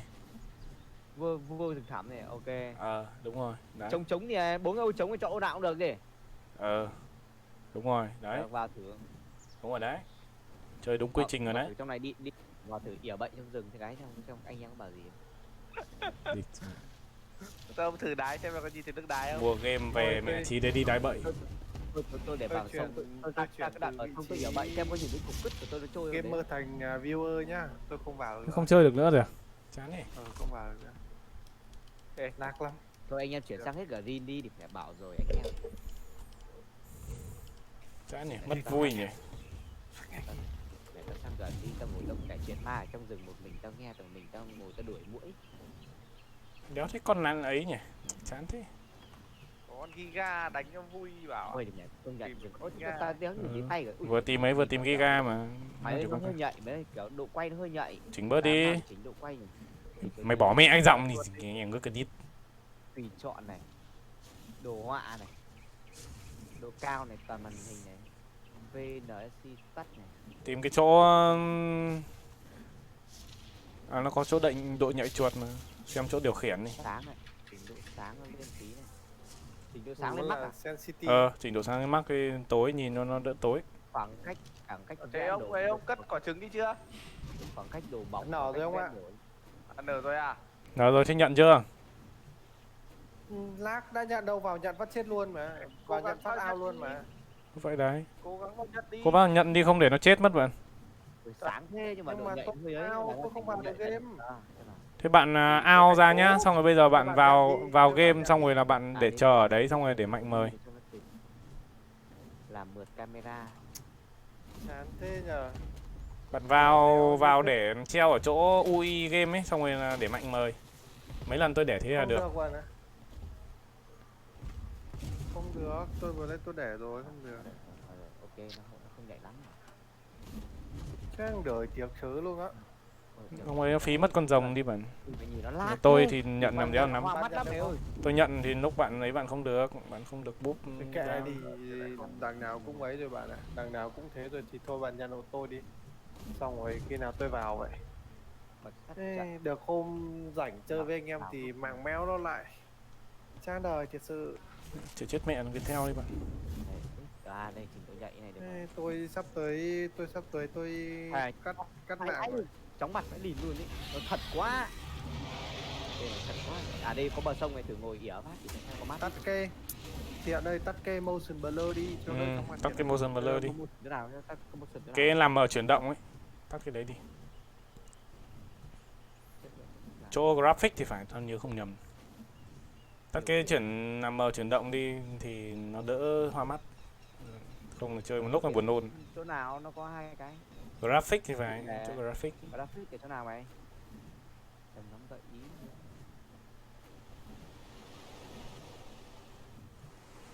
Chỗ nào graphic là cái gì? Đó là gì nhỉ? Ừm, Đồ họa ấy. Wow. Đồ họa này. Toàn màn hình này, tốc độ làm mới này. Xem có nằm màu chuyển động ấy. Làm làm gì có đâu. FOV này 75 chấm này. Còn cách đồ FOV kéo mắc lên. rồi. Kéo mắc FOV lên cho nó nét. Trên hết mà đéo thấy lên cấp nhỉ? Còn cách đổ bóng là cái gì đây? Còn cách vẽ đối này, cho lùi lại. Đáng nhẽ thời khủng long thì Dương Sỉ chiếm ưu thế chứ sao lại nãy giờ toàn thấy hạt kín. Ui, Hạt nhìn trần nét mới đúng. thế. Ui, đi phải chóng mặt thế. Đâu? Nhìn hoa mắt đấy lìm. Chưa quen thôi, chơi một lúc nó quen đấy. Chỉnh làm sao cho mày bảo chính cái ấy chỗ nào? Motion blur tí tao vào tao tìm tao quên lắm rồi nâu chưa. Đẩy mắc họa tiết lên. Máy mày chắc đẩy được mắc họa tiết mà. Tao chả mắc tao nó mặc định là mắc luôn rồi. Âm thanh. Hiển thị mời online. Cái file. Mình lai lét thế nhỉ? Âm thanh này, âm lượng này, đối ngoại Raptor này vãi đái nhỉ. quanh Cắn kinh với cứt. mắc luôn. Đa số toàn bọn nhỏ Âm nhỏ. lượng này, âm lượng này là âm lượng gì đấy mày? Âm lượng nào? Âm lượng tổng à? Cái này âm lượng tổng à? Bật mẹ mắc lên cho nó chất lượng. 100.000. Hiếu lợn. Hiếu lợn bảo Hiếu lợn cũng định mua Ôi chết, bên bấm nhầm heo phát mà. trời ơi, ngu đéo tả được. mà nó kêu nó đợi sale. Lại Con vào cái lại tí heo nó có rồi. sale. Cái đợt vừa rồi nó mới sale thôi. Mua rừng xanh. Ok, vào đây là nhưng mà thường thì summer sale rồi là winter sale rồi là spring sale các thứ thì Nó vẫn sale. nó sẽ ra nhiều cái bên nhạc option này sale hơn. mà vui cực luôn, sướng cực luôn. Là quả nhạc của Green Hell này mẹ. Đúng chất là chuyện ma luôn. Bật quạt lên cho nó mát cái. Làm lâu vào ấy nhỉ? 100.000. 100.000. Kẹp ngân. 100.000. Kẹp ngân. Cái gì đây? Mấy làm nó để tôi nhìn quen rồi, nó đỡ ấy rồi. Ok rồi đấy, ok. Ui. Chơi một lúc đi cho nó đỡ chóng mặt. Bởi vì là mấy cái game ấy nó mới này nó. Để đi vào đây nhìn xem có cái gì không nào. Thôi mình chuyển độ nhạy nó. Tao bảo mày nhá, bây giờ mới vào phát ấy là phải tìm thuốc luôn, tìm mấy cái lá thuốc. Thuốc à? Làm Lá dìu thuốc là trước, gì đấy? xong rồi đi chặt thuốc. À. Ông chuột về chưa? Nhưng mà tao tưởng nó phải hướng dẫn mình làm nhiệm vụ. Từ từ đó tôi đang tìm mấy. Không thể tôi nhận đâu, ông này không chết đói mất cái con này. Đây là ngồi à? Cái này là ngồi à? Làm nào để nhặt thuốc ấy mày? Gần chết mẹ rồi. Chặt nó ra Hướng trước. dẫn ở đâu nhỉ? Cái hướng dẫn ở đâu nhỉ? Ăn đi em. Con này nó gần giống con của chuột đấy. À, thế nào điều khiển Chả tìm thấy con nào không ạ? Chán mấy cứt. game này, gợi ý này, bật luôn nào, bật hướng dẫn rồi. Phụ đề, ok, bật tâm ngắm, bật. Ok, rồi, ok. Giờ đi lấy thuốc à? Đi tìm biết cây nào là cây thuốc, đây cây nào cây thuốc à? Tao là biết cây nào cây thuốc. Tí tao chỉ cho. Từ từ đang buồn ỉa để kiếm chỗ nào ỉa phát, buồn ỉa quá, đau đít quá. Cái gì mẹ. Đây ra vào sông này ỉa, chỗ này ỉa này còn rửa đít được luôn. Đây, ngồi đây mát tít thế. Sướng thế. Đang stream bên Nemo à? Lấy à? Nấm à không, bên YouTube bạn ơi. Nấm không rõ. E lại lấy luôn. Lấy đi mẹ, tí ăn đi mẹ. Ngộ độc mẹ, làm giấy đành đây được. Dọc sườn sống như bướm. Cái con này ăn nấm không bị sao. Không muốn nấm nào là nấm độc. À, phong cảnh hữu tình quá. Ui giời, sáng phong cảnh hữu tình đấy. Cua. Nè, bắt cua. Mày chạy đâu đứng đây. Bắt Ôi cua. cái mỏ đéo nhìn như kiểu mỏ bạc thế này. Mày đứng đây. Có đi chạy con cua này. Cua thì tao đi theo con này lạc đấy. Lạc đây. Ơ, đây có cái tổ ong nữa này. Đá lớn này. Lấy đá luôn. 8 cái cua đầu. Cái cua đầu ấy. Green Hell là cái gì thế? What the fuck? Mở Hiếu lợn. Ui lợn. Đứng im cho tao. Làm nào chạy nhanh nhỉ? À đây ship. Phải đúng vậy. Mẹ. Ô đéo làm gì được. Đéo làm gì được. Con cua này cua ngon đấy. E để giữ uống. À nước bẩn đâu, nên là không uống được, Ôi tôi chết mẹ. Mình vào làm cái đéo gì mà máu mình bị tụt thế này. Bị con gì cắn à? Làm nào bắt cá đuối. Mày làm nào giết cá ở bên dưới đây mày. Có giáo. À Không chế cái giáo. thế mình phải chế giáo à? À được. Đây. Chặt cái cây ấy, lấy cái que dài ấy, grab cái que dài, chế tác cái que dài ra là được. Ui, mẹ chơi gờ đi heo này thì cứ mà bảo sao chúng nó bị hút thế.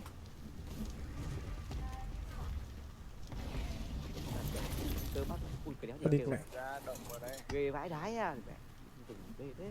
À đây mình sẽ học sinh tồn kiểu cái thằng gì bia nhỉ, thằng gì bia nó hướng dẫn sinh tồn trong rừng nhỉ. Kiếm cái cây gì lấy giáo. Con rồng bị đốt kìa. Hả? À không phải. Tốt gì đâu. Tôi tưởng con rồng của ông nó bị cháy. À đây rút F là nhìn đồng hồ này. À đây hiện tay à? Rồi đi trên rồng đi. Đi, vào hang rồng đi. T để làm gì đây? Cho anh em xem mẹ quả rồng bố đời của tôi. Rồi. Làm nào để bắt cua bảo ấy, để bắt cua. Cua lấy giáo phi giáo. Vẫn dùng giáo à? Con đấy hoặc là cung cũng được. Giết mấy cái con động vật cũng phải dùng giáo hết à? Mấy con động vật đa số là dùng giáo hết, phải dùng giáo mới giết được. Mới giết được nó. Thì làm sao để lấy quả không rõ lấy luôn. Cái gì cảnh cáo nói bậy kìa. Cảnh cáo nói vậy á. Ui, riêng kênh của Thiện. Ơi, cho đây, mục tiêu Vậy của 4, cách dồn 4 phân. À nhầm, có đường tắt mà nhỉ. Bên này không bẻ được à? Đi thẳng đây này. Cái này bẻ được cái gì, bẻ được cái mắt. Ông đi trước đi, tôi chấp ông mà. Đi lúc nhớ ông phải đợi. Đấy, đi chấp rồi nhá. Ủa sao con rồng nó ông đánh nó chết lăn quay đây à? Cái con rồng này ghét mỗi cái là đánh nhau ở chỗ hẹp ấy. Quay khó đéo chịu được. Thế tôi bảo đứng Leo. mẹ lại cho nó đấm. Lấy dây leo. Ấy lấy ví dụ lấy những cái này có thể giữ được trong người không? Tối đa là được ở trong ba lô ấy. Kìa rồng kìa. Tối đa là được 10 cái dây thừng. Chết rồi, máu tao gần hết rồi, làm nào đầy máu giờ. Chỉ có ăn nó đủ chất thôi. Thế xem nào. Bây giờ đi kiếm gì ăn bây giờ. Đấy liền tuổi. Bạn đang dần bị mất nước đấy, xem đồng hồ thông minh và tìm thử có uống được xem à. Địt ao pre. Thông minh bấm đâu nhỉ? Thông minh là cái gì? Đứng lại cho nó cắn. Nhờn với bố mày á. Nhờn với bố mày. Nước này. Nước là đi về hướng Nó dưới. cắn ông được có mấy chục máu để ăn thua đâu. Cắn phát 900 Cái máu. nhìn đồng hồ máu tao gần chết rồi. Báo ơi, Cái gì? tao gần chết rồi. Cứ chết khoảng chục lần là mày sẽ khôn ra. Cứ tập chơi đi mày. Chết là chơi lại à? Mày chơi đơn mà. Chết thì chơi lại. Chết thì nó sẽ về cái chỗ mày ngủ gần nhất. Trên kìa. Thôi mình tôi chết bố rồi. Kìa kìa.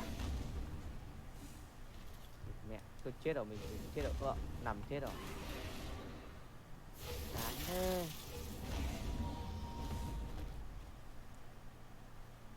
Còn con nào? Bung bung luôn. Mẹ cháy rực rỡ vậy cứt. Làm lại. Tăng gamma lên tí. Mày chỉ tao chọn cái độ khó nào. Khó mà. Tí nữa mình chơi cái đấy mà. Để tôi xuống. Thế mày để cho tao chơi thử cái dễ chứ một người tao chơi thử cái một người. Mày điên à, mày cứ chơi cái đấy đi. Mày chơi cái đấy cho nó quen đi, để tí nữa có gì tao chỉ cho, không phải lo. Tao chơi theo cái cốt truyện đã để Đấy, mày cứ chơi cốt truyện, cái cốt truyện với cái sinh tồn nó không khác gì nhau mấy đâu. Hiểu không?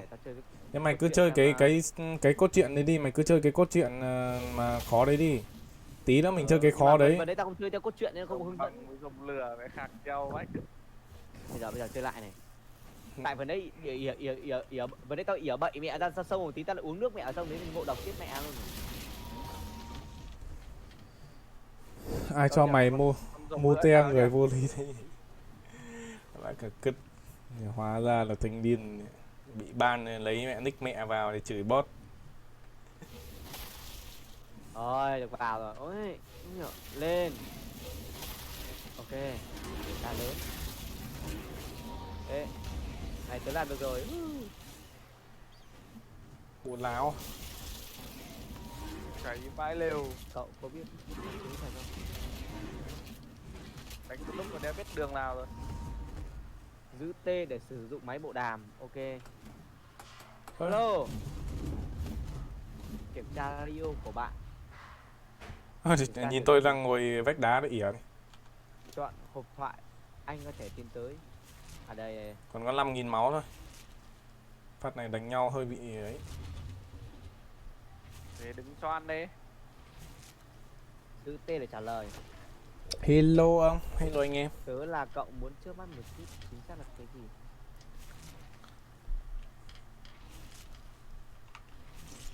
Rồi. Ok, medicine brew. Chơi game còn tán tỉnh nhau ở đây đến bố đời. Khoảng mấy tháng trước tao chơi con đấy cũng như thế đấy.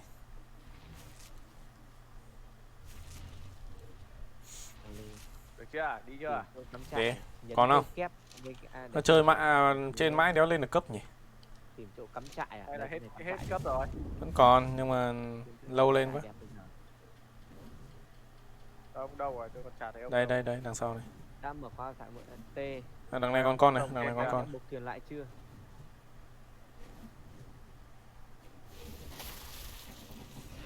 Ui, mất Nó máu. khe một lúc là được nhiều ấy lắm, nhiều máu lắm.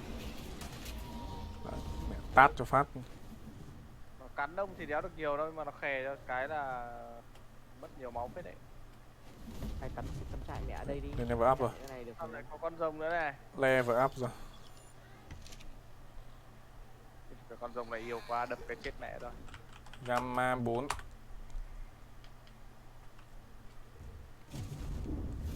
Ở đây dễ lạc lắm. Cắm trại này đâu có thể. Đi, vào trong đi. Đây, đi vào trong. Đường nào đi? Đấy, thằng này.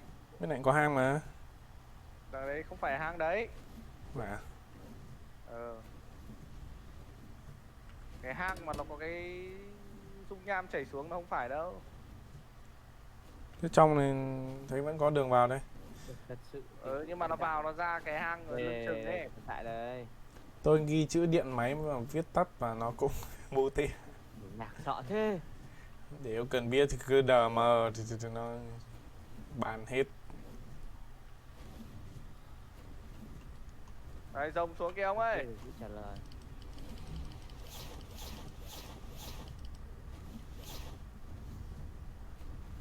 Sao đây? Ngoài này. Đánh nhau vãi cứt. Rồi, Rồi. ok, vào thôi. Đi mẹ. Hết Ngày rồi. 2. Ok. đến Mãi ngày mới 2. quay xe được. Khổ với cứt. Vào trước ạ. Rồi, vào đây. Công nhận là cái này lạ một cái là mặc dù ngồi trên nhưng mà khi bị lửa khè thì vẫn đéo bị cháy. Ok. Mặc dù là cưỡi ở trên. Nó tính đam hết cho con rồng mà. Thì thế mới bảo phi vật lý.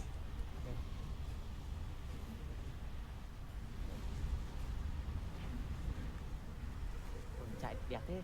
Ôi dưới này có hai con đang tơ nhau này. Khạc luôn. À nhưng mà mình khạc không có đam. Mổ thôi. Đi. Nhồn. Nhồn. Nhồn.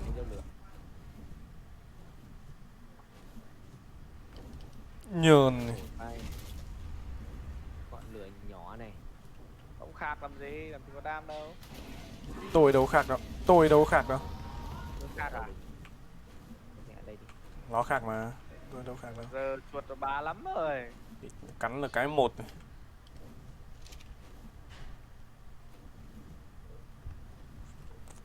Bay thì nhanh. Tìm một Quả này level bao nhiêu? ngọn lửa nhỏ. Quả này level 5 thôi, tôi cho chim ăn vậy. Ăn đi em. Thanh nhỏ, kiếm thanh nhỏ. Con này trâu đấy.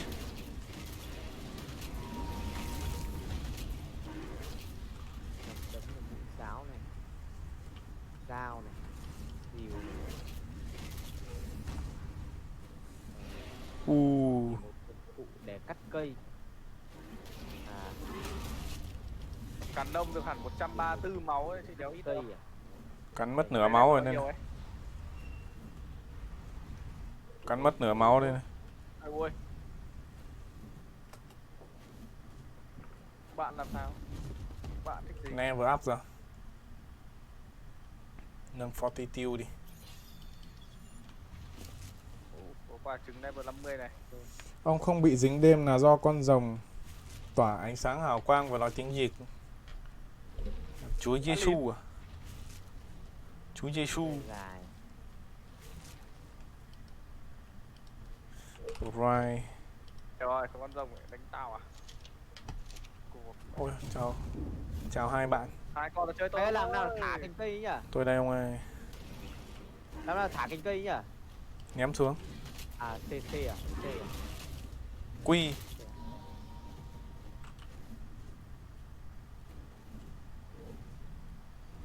Chim mẹ, để tôi xuống cái farm thịt cái đã. Bật cái chế độ farm thịt cho nó phát. Kiếm cái ve nhỏ đâu được. Còn tôi giờ nó máu mê bê bét à. Còn nó 3.000 máu thôi. Giờ là chạy.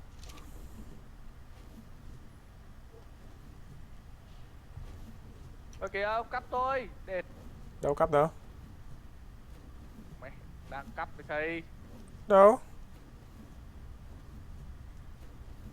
Chết mẹ. Thế sao tự nhiên tôi lại ở đây, lưng chừng núi rồi. Từ từ nhá. Ừ nhỉ, hai mạnh đông này. Toang đấy. Đây.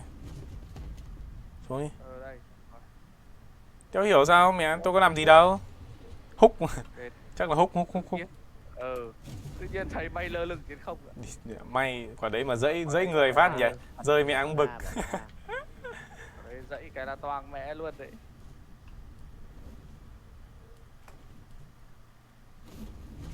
Quên bật cái chế độ farm thịt lên cho con này. Ok. Rồi, anh em đi tiếp rồi. Level 4 đớp luôn. Mẹ vào đây toàn được ăn trứng rồng, sang vãi cứt. Bình thường thì đều Làm nào có. để thật lại cái đấy. Vào đây từ đây. Bật cái gì? Mấy con đại bàng với con rồng này ăn không biết bao nhiêu trứng rồng rồi. Tôi ăn đéo cho rồng ăn.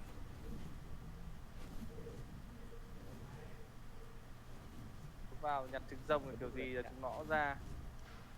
Bên này hết rồi, hai bên này hết rồi. Gamma sáng quá.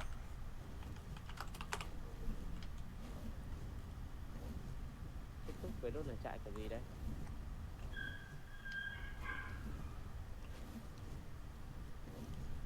Bàn lô này. Thanh nhỏ này. À ôi, con bọ ngựa này lắm chitin với polymer lắm không ạ? Nhiều mà. Mẹ, lúc tôi gõ phát phải được 1.000 đấy không ạ? Bổ một phát và được hàng đống polymer với chitin. Nhiều mà. Đợt trước tôi mang về chẳng 1.000 chitin này. Cả polymer nữa. Nên là đéo cần phải. Xong hết Đỡ rồi phải bộ giết rồi. cái con chim bánh cụt. Kết thúc việc đốt lửa chạy kiểu gì nhỉ? Đi chuyện lâu tôi cũng chả nhớ nữa. Kết thúc việc đốt lửa chạy kiểu gì đấy nhỉ? Vậy farm nhanh quá, rồng chết nhanh quá, đéo kịp mọc ra rồi. Ấn quy sao? Quy á. Bên này có không hả chuột? Không có, bên đây không có. Thì đi vào cái hang ở trong kia xem như nào. Hang trước mặt đấy. Cái này đấy rồi này. Ở đây thanh nhỏ. Hang trên này này. Đi đây này. Hình như trên đấy là đường đi ra thôi. Thanh nhỏ rồi. Hôm trước mình phải đi lòng vòng rồi lại vào cái hang khác ở đéo nữa. Đi vào đây xem nào.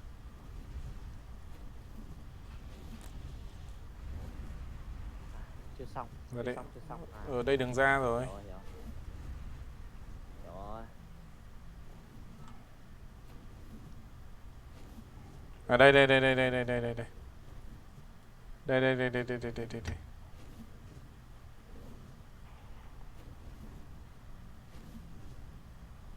Hình như là vẫn là nó mà.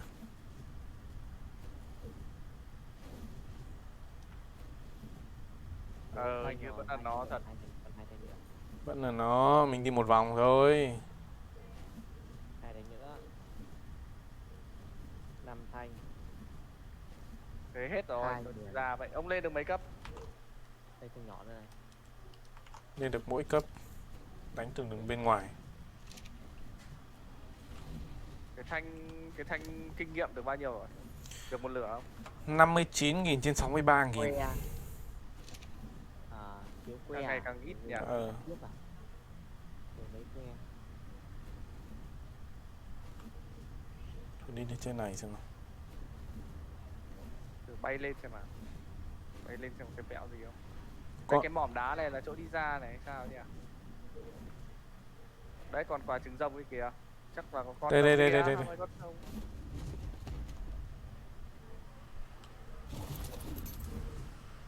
Đấy con rồng này nó bay ra nó đánh nhau này. Địt mẹ vãi cứt rồi, con rồng của tôi rồi. Con rồng của tôi bay rồi. Đây Đấy, đẩy đánh que nhau. lên mình không biết nhặt. Que. Rồi xong rồi đấy. Đây đẩy que. Đi gọi đéo vào này. Đây rồi. 8 que đúng không? Làm nào để nhặt được một lúc 8 que này? Đổ xuống. Tôi bay ra xem nó có đậu xuống. Ok, sao lại bay xuống rồi? Để tôi lại rúc vào trong cái điện lìn để nhiều tiếc bị nhảy lên. Ấn U cho nó hạ xuống.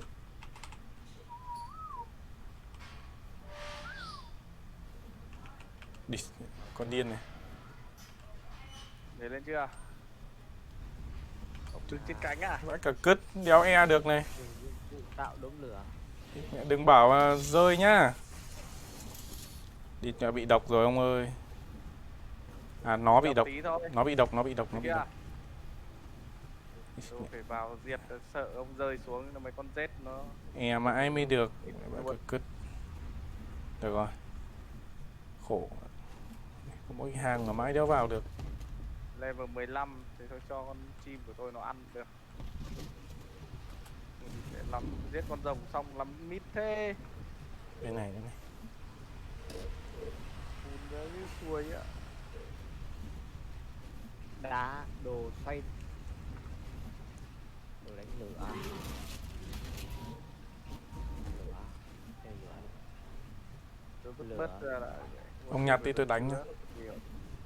Có con đang rút đít ở đây này. À, cái lửa đó.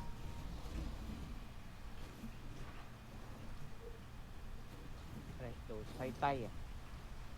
Que này. Que này. Tấm ván này, hơi nhỏ này.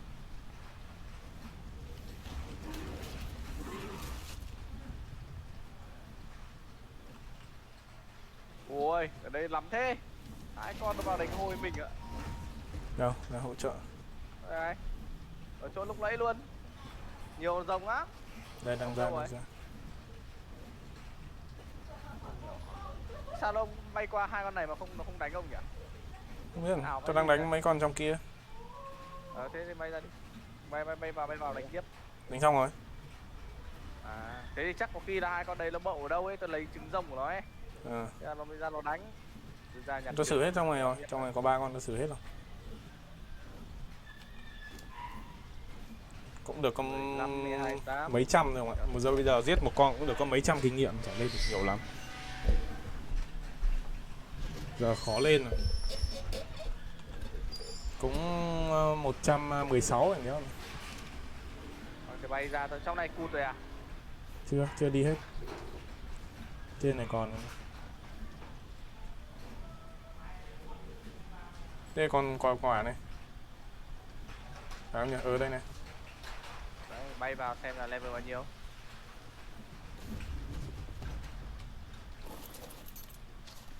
Làm nào tạo đồ đánh lửa hả mày? Đồ đánh lửa là một cái cây với lại một cái que nhỏ. Đây trên này còn đường Nhưng mà làm nào để đánh có rồi. À, để Có cái bùi nhùi. đây nhỉ, quên. À, đây. Quả này Chỗ 14 đây á. còn đường vào đây này. 14 thì tớp luôn. Hình như là chỗ này đừng ra sao không ạ? Đây đang vào đây. Đi vào đi. Hình như trên này cũng có lỗ rồi này. Ô địt này. Vậy cả cứt. Tôi bị cháy rồi. Tôi sắp chết rồi. Sao cháy mà chết? Quẹt mẹ xuống đấy. Thôi đi ra đây, đây đừng Ôi ra may này, quá đéo ra. chết không ạ. Địt mẹ, chấm máu mẹ luôn. Ok. Chạy ra đây đừng để nó đánh trúng nữa. Chấm máu luôn. Tí chết. Quẹt mẹ phát vào cái Dung nham à? cái dung nham. May mà có bộ đồ bảo vệ chứ không thì đèo mẹ rồi. Mẹ cộng Đây, đây, Potitiu có nữa. mấy con rồng băng này. Mẹ, gãy xương đập thình thịch cả đi. Đậu xuống cái tôi vứt cho ít đấy máu. Làm nào để Con rồng băng giờ đâu đấy. có đồ xoay tay rồi, làm nào để đánh cho lửa mày. Có bùi nhùi chưa? Mấy cái bùi nhùi ấy. Chưa. Thế đi dù Cái này này 4-5 con rồng băng được không ạ? Ui, nó cắn. Ôi nó cắn đôi này, địt mẹ vãi lồn này. đây nhỉ. Sắp chết con rồng của tôi rồi. Địt con mẹ vãi lồn Mẹ rồi. ông đứng lại đi, đừng có chạy nữa. Được chưa? Được rồi. Thôi xong rồi đi con mẹ sắp chết rồi. Rồi hạ xuống ấy, hạ cánh đi. Địt mẹ toang quá.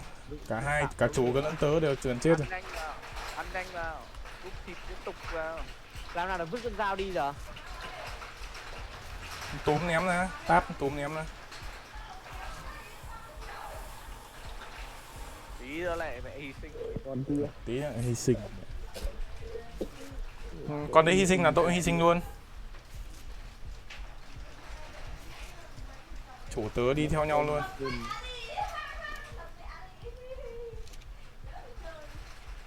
Đập thình thịch mẹ luôn. Đi về thôi. Nhờ anh lợn hồi máu cho.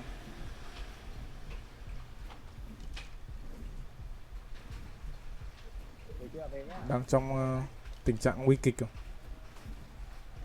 Cả chú lẫn tớ này trong tình trạng nguy kịch. Thôi thế té đi. Trên này lắm rồng á. Hello mọi người, chúc buổi tối vui vẻ. Hello anh em. Đợt này đi toang quá. Ông bay đéo đâu rồi? Về nhà thôi, về nhà thôi, về nhà thôi. Mẹ đang liver bị sụt điện mày ạ, cay vãi luôn. Có điện à? Nó sụt điện, tức là nó sụt điện, nó chớp cái nó ấy. Thế có bị làm sao? Có. Mất xong lại lên luôn. Lại phải bật lại, tự bật lại.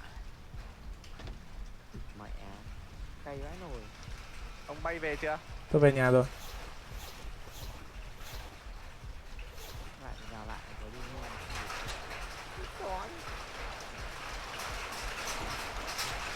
Trời mưa ấy mà, trời mưa nó sập điện. Tí nó còn lag đấy.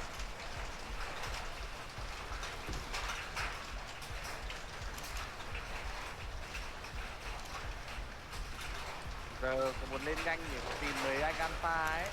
Anh là nhanh nhất. Cứ mấy anh ấy lại đấm thì cứ gọi là ít nhất phải lên 1-2 cấp. Mà đánh còn vừa nhanh chứ.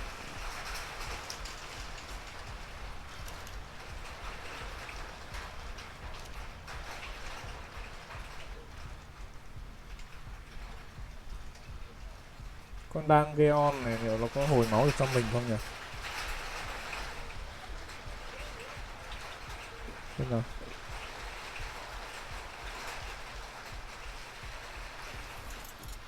Cái này thì có mắc phút thôi.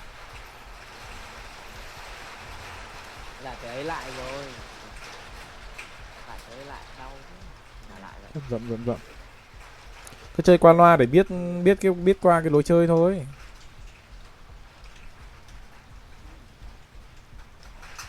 Còn chưa ấy cơ ấy. Ông bật cho cái con heo nó ấy đi. Đây, không bật. Cho nó hồi máu đi, cho tôi hồi máu với.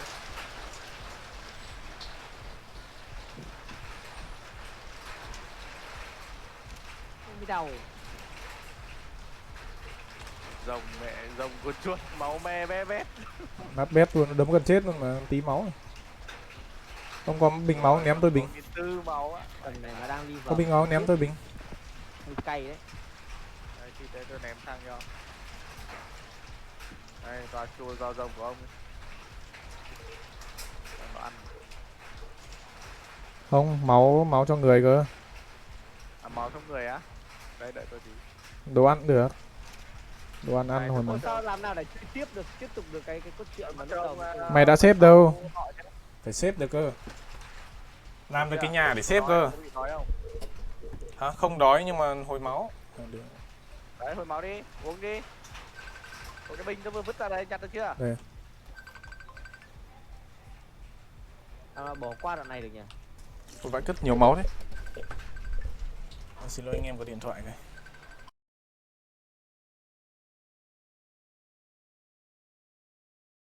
Em mới vai trưởng.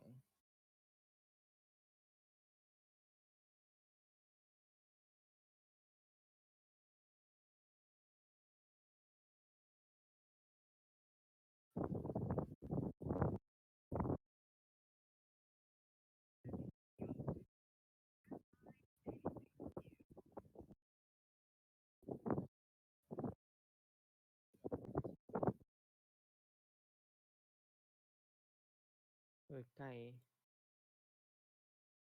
À bị trắng màn hình này.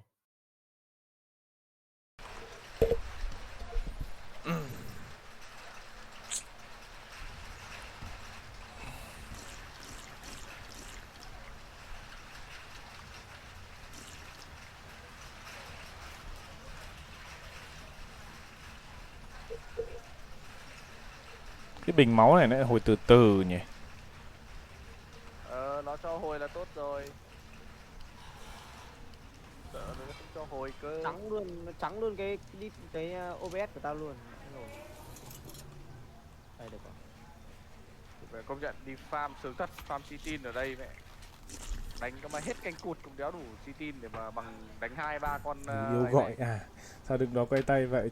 Chỗ kín tí chứ, vãi cả cứt.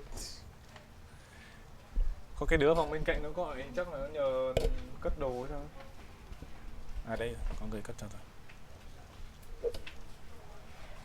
Trời mưa.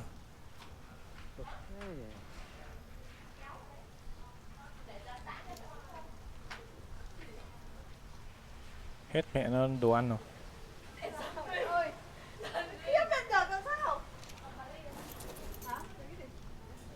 Bật tự hồi máu đây. Mày có bị sụp điện à Bảo? Nếu mà không bị sụp điện à? Có sụp một cái. À, có 40 mấy miếng thịt ở trong người này, trong này này bảo này. Ở đâu đấy? Đây này, cái bếp này này. Sao cái bếp này vừa lấy tôi không truy cập được nhỉ? Chưa hiểu. Được rồi, phun máu rồi. Có quay qua quay lại mất mẹ cái mũ rồi. Mũ cho này. Passing healing, passive healing. Gọi Mia. T.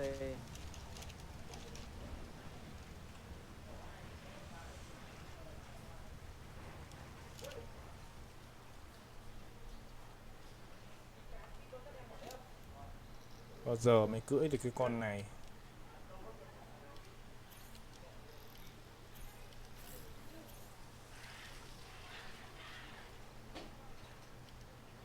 Hoàn hảo. Ngày 2. Còn bắt đầu ngày 2 là bắt đầu tiến độ nhanh hơn rồi. Giật con này đi đấm nhau được đấy. Con TT này đi đấm nhau này. Trời, con nhỏ nhỏ để chạy theo á. Hiếu đã trả lời. Con này thì bé tí luôn. À nhưng mà để con này ở nhà cho nó hồi máu mẹ quên.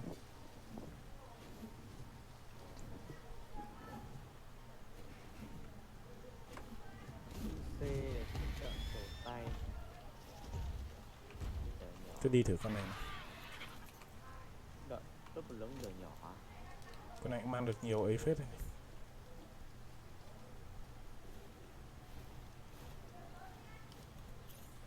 Lấy cái thanh này có thanh nhỏ.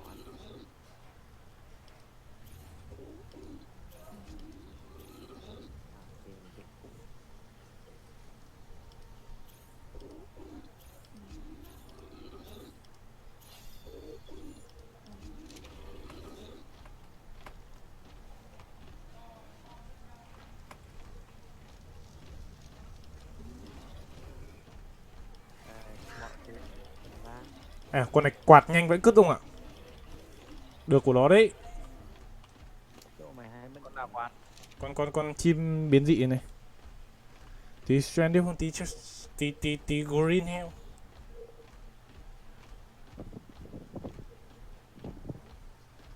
chuột đây, ông đi farm tôi ít đá cái.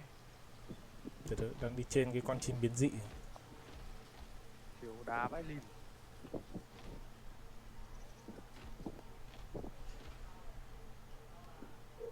Liệu có chết không nhỉ? Que dài. Chặt cái này. Lấy que này. Phải nhiều que đấy. Chặt cái que dài đi, chặt cái que dài này ra. Con này hai tay nó cứ vả tát nhanh mới cứt. Nó ghép chặt này.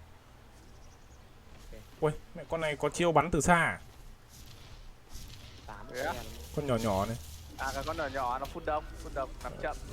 Que. Lấy que. Hai que.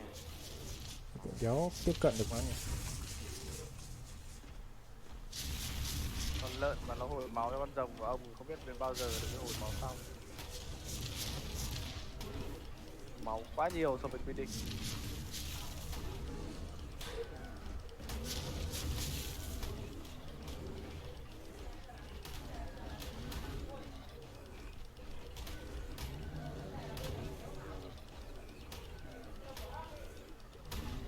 Wow. Ăn thì nó cũng thanh.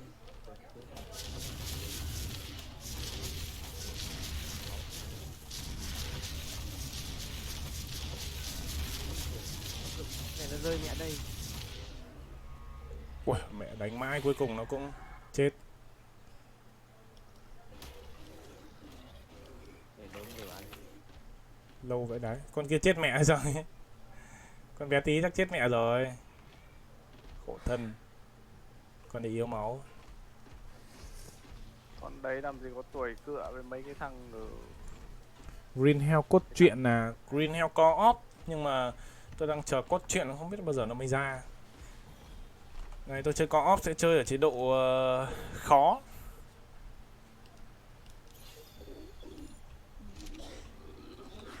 Bao giờ mới tiếp con Oni vậy? Oni để mai hoặc ngày kia. Một hai cách vài hôm thì chúng tôi chơi một lần. Chơi lại quay lại. Có con này không? Cho mình phải đi nhặt rồi. Cứ khoảng 2-3 hôm thì lại tiếp Oni thôi. Phải đứng đây cho nó hồi máu. Hồi nhanh mà, cái này hồi nhanh này gần đây rồi này không? Lần tới chắc tôi cộng thêm một điểm nữa vào máu cho nó trâu. Rồi chế tạo đây.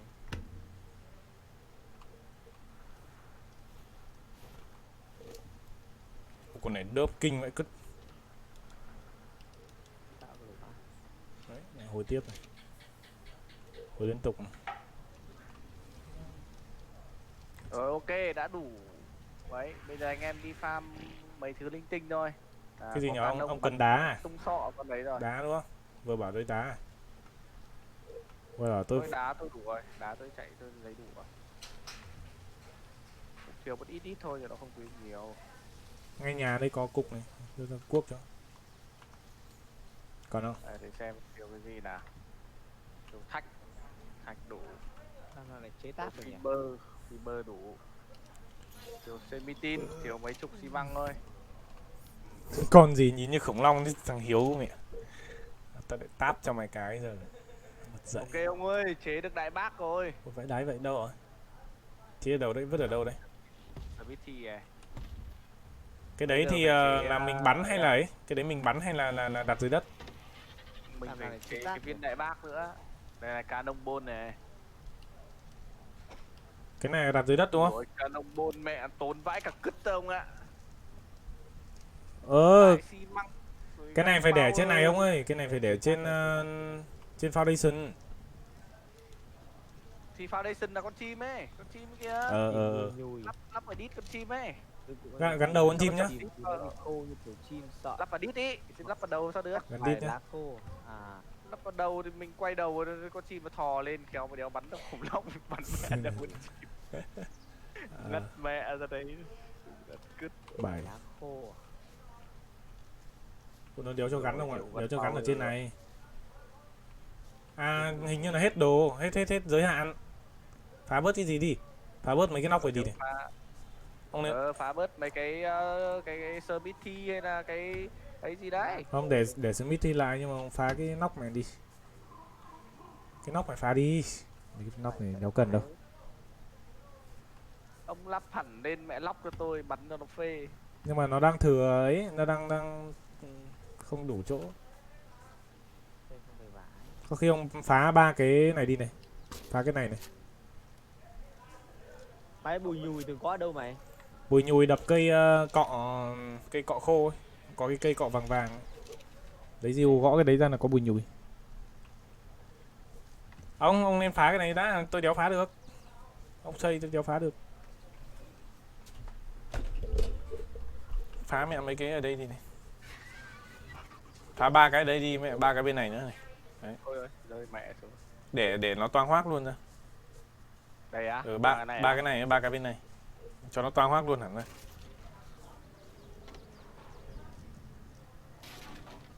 Đây, Dụng cụ đánh lửa bây giờ đến đây. Đấy, thế rồi. bên này nữa, bên Rồi này. thế là được rồi, là ông lắp được rồi. 3 cái bên này. Ê, tôi đang ngồi trên này đi. May quá. Rồi, đi. Tôi đang lái dịch Đang ra. bắt con kia. Đang lái dịch ra. Tí nữa rồi lại thả ra nữa. Lại thấy kêu đánh Gắn lệch tí nhá, có khi nào cần là gắn 2 cái không? Hay là gắn giữa nhá? cái thôi. Cái thôi nhá. Giữa là được.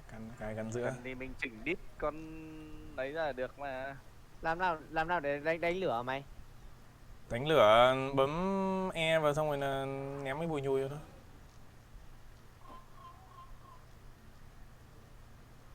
Địt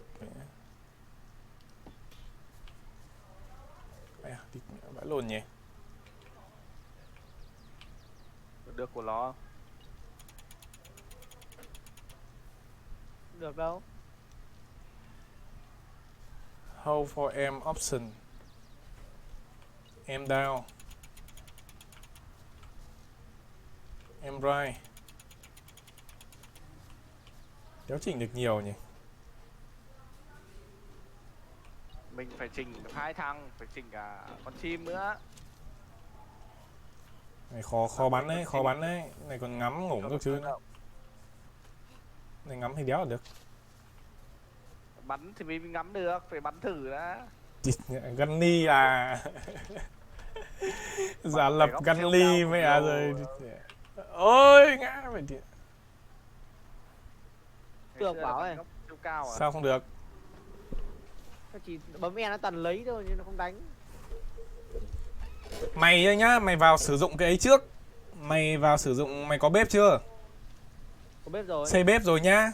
Grab xong cái bếp chưa? Ta rồi. Xong cái bếp nhá, thì mày có bùi nhùi chưa? Có rồi. Có đánh lửa chưa? Có rồi. Mày vào cái đấy mày sử dụng cái đánh lửa. Là ở trong cái tab cuối cùng của cái ấy, của cái ba lô ấy.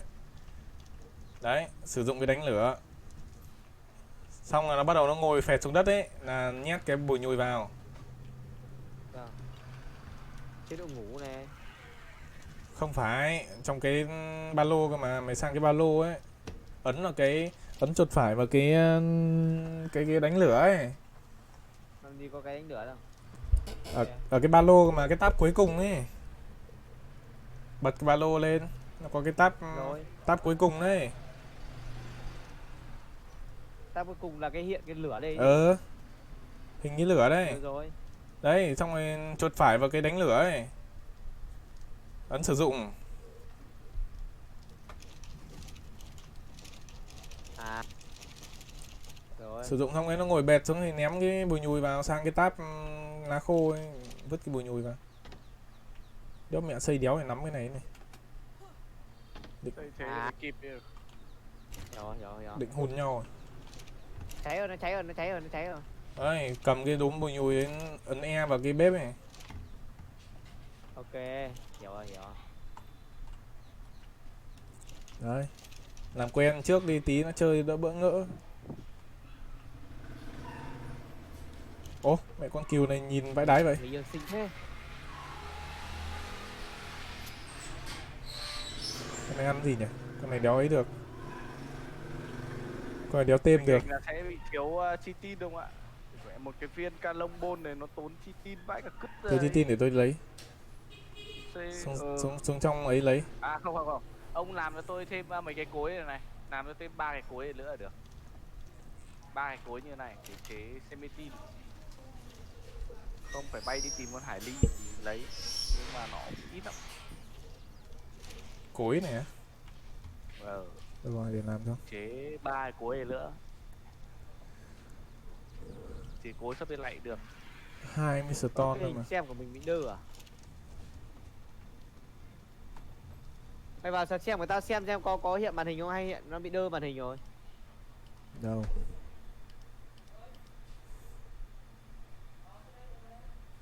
Thiện hải tặc đâu. Soren lại chơi Oxygen rồi. Không dù Soren nó chơi Green Hell cũng được đấy. Có bị đơ không? Chưa vào. Thiện hải tặc à? Có thấy livestream đéo đâu. Mà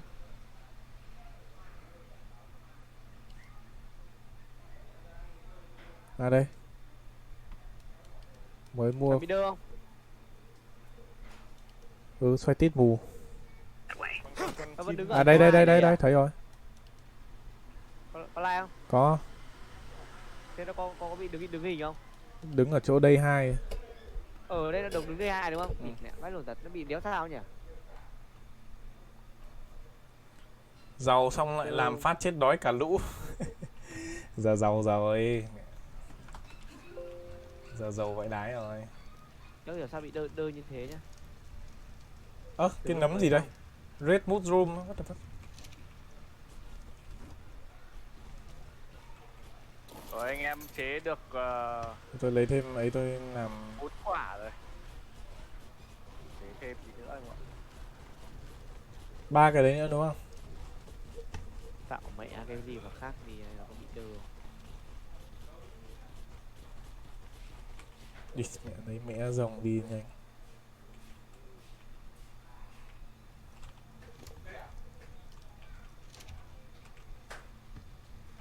Hai đâu nhỉ? Cầm luôn cái 2 đi chế. Ấy đừng block. 2 đâu hết rồi.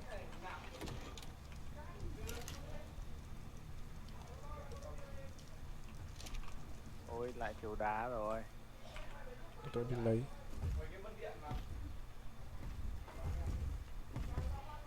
Hay mình vai đái. Toàn thiếu, bây giờ lại chuyển sang thiếu semi-tin. Tối nay bộ môn gì anh ơi? Don't step chấm up kia rồi. Tí nữa chơi Green Hell anh em.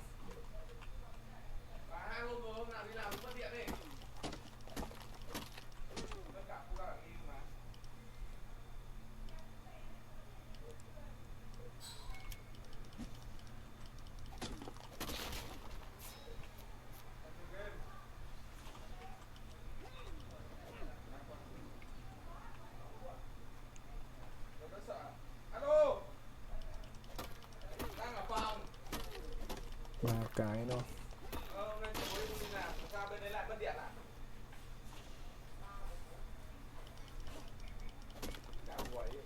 Nó đứng KVS không nhỉ?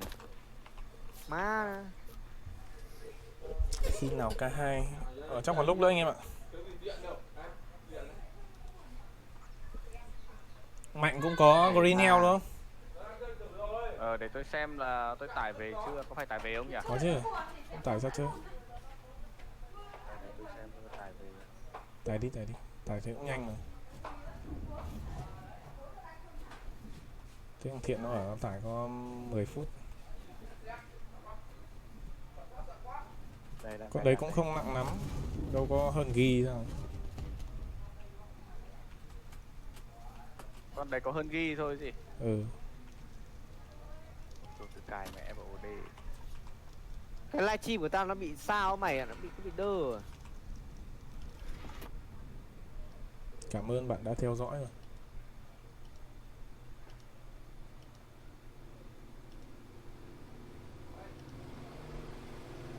Bây giờ ông chế chi tin nữa thôi, chế semi tin nữa rồi được. Cứ chi tin với đá thôi là chế được cái xi măng đấy.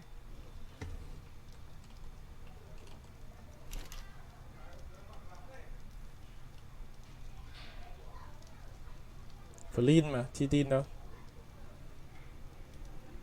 Berlin với cả đá. Ừ. Đâu? Flint. Chỉ tin với đá đấy thấy. Cái pack powder à? Không, cái semi tin kìa, cái xi măng ấy. Cái ngoài cùng sau cái gunpowder ấy. À, thế thì tôi chưa ấy được. Tôi chưa mở. À, thế à? Cái gì nhỉ? Thế tôi thấy ông C. chế cái kia được thì tôi đang chế cái xi măng. Đây rồi. semitin đây, semitin pet này. Không thì ông chế cái vàng vàng cũng được. Chitin với stone đúng không? Tôi đi cốt. Ừ. Con shipper ở đây rồi nhỉ? Ra cái chỗ cái con tròn tròn ấy. Luôn luôn tròn tròn ấy, nhiều đá lắm mình phải cuốc, ông chỉ việc cưỡi nó đi thôi. Con tròn tròn đéo đâu ấy. Ở góc là kia kìa. À đây. Đấy, góc đấy bay thẳng ra. Con này của ông Izuki đúng không nhỉ? Tìm chiếc lèo. Không phải. Con này của ông.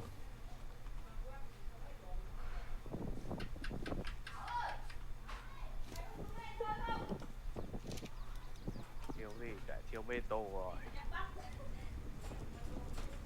Nói chung tên với cái thằng người đá chết tiệt đấy nó cũng tốn kém vãi cực cứt. Ok, tìm chiếc lèo.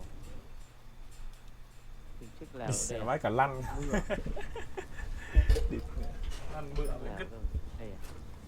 Đây là lèo luôn nhỉ? Lèo. Ấy, qua.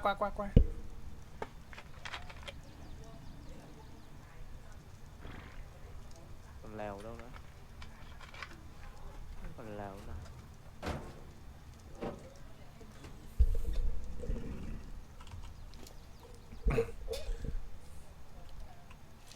Bên đây có lèo nữa.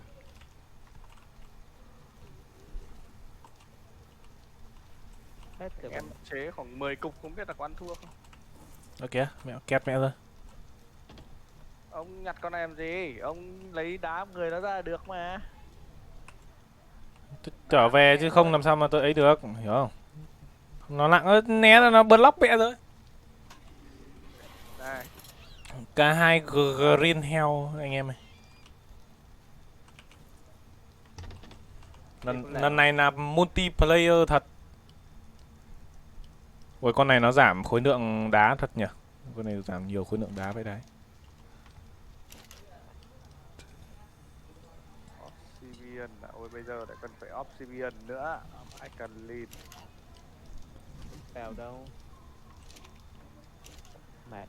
Thở như đúng rồi. Tôi tìm đây lèo.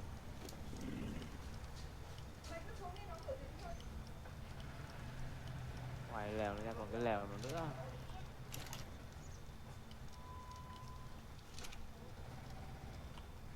Khổ thân ông kia mẹ. Ông Quốc Anh được hôm chơi thì Đi. mạng lại như loẹt. Tìm lèo.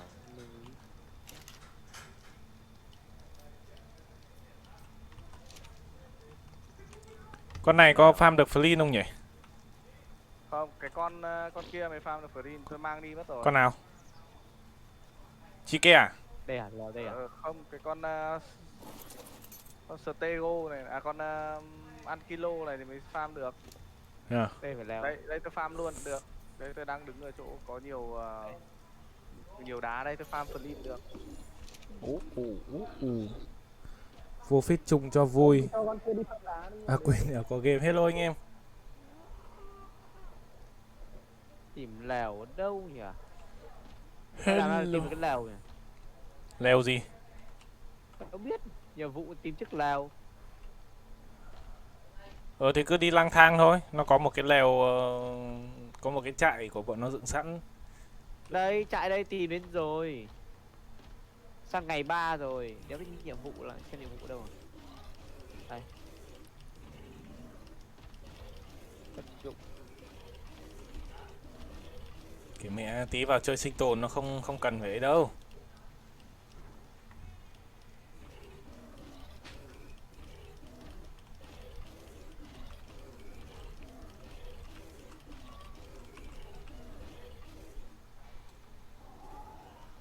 Để đại bàng nặng quá, đéo bay được. Con này đỡ hết ấy được à? Đỡ hết thịt rồi. Rồi kiếm ít thịt cho con kia.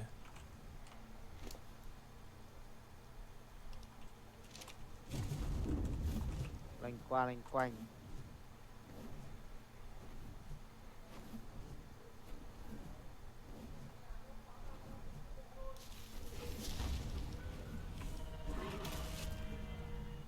Ướp một Tao miếng. tao đang xả chen nó bị đơ sao ấy. Buồn nữa rồi. Không xem được. Tao xem nó phải bị đơ mà. Cái map đấy là chơi gần hết rồi, cái map Nó cứ bị đơ này.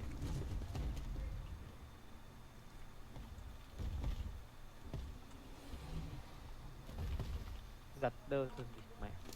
Tắt mẹ livestream. Cái gì xét lại cái máy cái sụp điện cái nó hỏng hết mẹ luôn. Ông xem là xem cạc cùng như nào có bị nóng quá không. Nó chập rồi nó bị nóng quá đấy. Thì thoải mái rồi thật.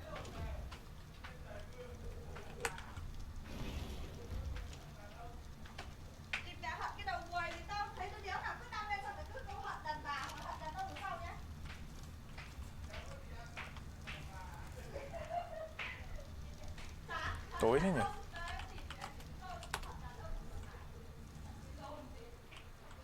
Đâu rồi con lợn cái đâu rồi? Rồng rồng ấy. Anh em thấy quả rồng bo đoi chưa? Diodon này. Mít.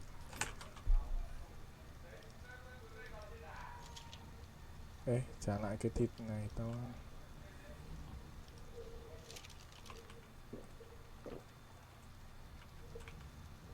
Chưa có đá ở đây à cô ơi. Có rồi mà. Có rồi đấy. 3 cái mới tôi làm ấy là có đá rồi.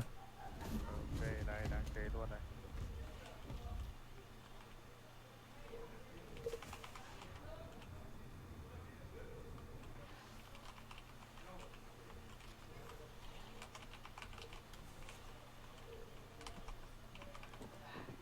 Cái địch này từ đéo nhỉ.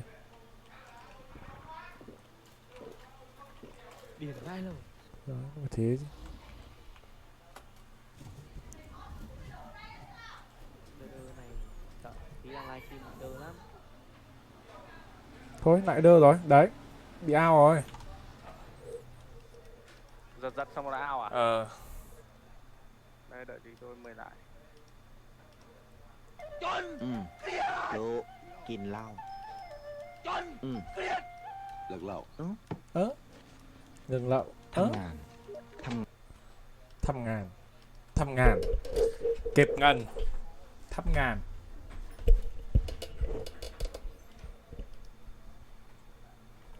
Chém ra chơi shotgun 2 rồi. Khổ. Ơ? Đang trong lòng nỗi buồn. Rikusan chơi Garimot mới tìm đụt à? Mấy tổ con. Sao đéo thấy vào được ta? Mời lại cái nữa. Tới.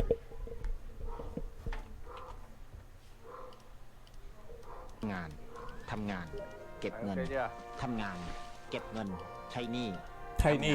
Thăm ngàn. เก็บเงิน Kẹp ngân. ได้เรียน Đai điền. มีกิน Mi kìm. ช่วยเหลือ Chơi nữa. ผ่องใส Thuận มี sải. รัก Nhiều อบ đạp. อุ่น Gặp cùng. ไม่ป่วย Mây quẩy. ด้วยปัญญา พัฒนา Mới du học Thái Lan về à?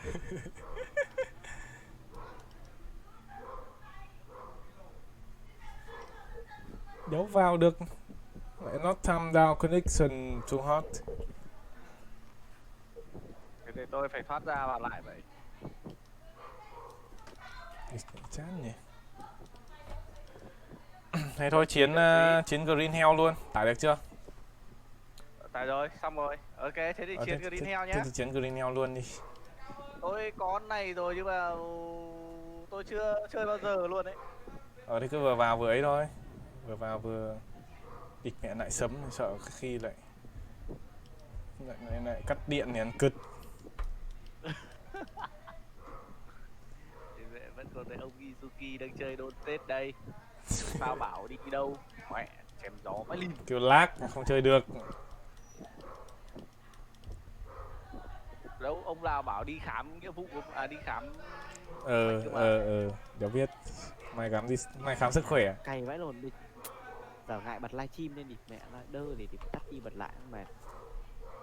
Gọi ông An Bình mà nào. Green không ông? Rồi tao lấy cái sạc điện thoại nha. Ok, chúng ta sang K2 nhá. Chúng ta sang K2 chơi Green Hell đi. Tôi thì đi đái phát. Chơi đế sĩ ít đi, đợi đủ team đấy anh em. Đế sĩ ít đợi đủ team đó. Thiện nhận được đế sĩ ít chưa? Hả? Thiện nữa này, 4 anh em kia nữa sẽ chơi là có 5 người chơi đế sĩ ít rồi. Thêm một thanh niên Quốc hoặc là Triệu nữa là đủ 6 người đấy. Rồi anh em đợi tí nhá. Tôi reset stream sang Green Hell.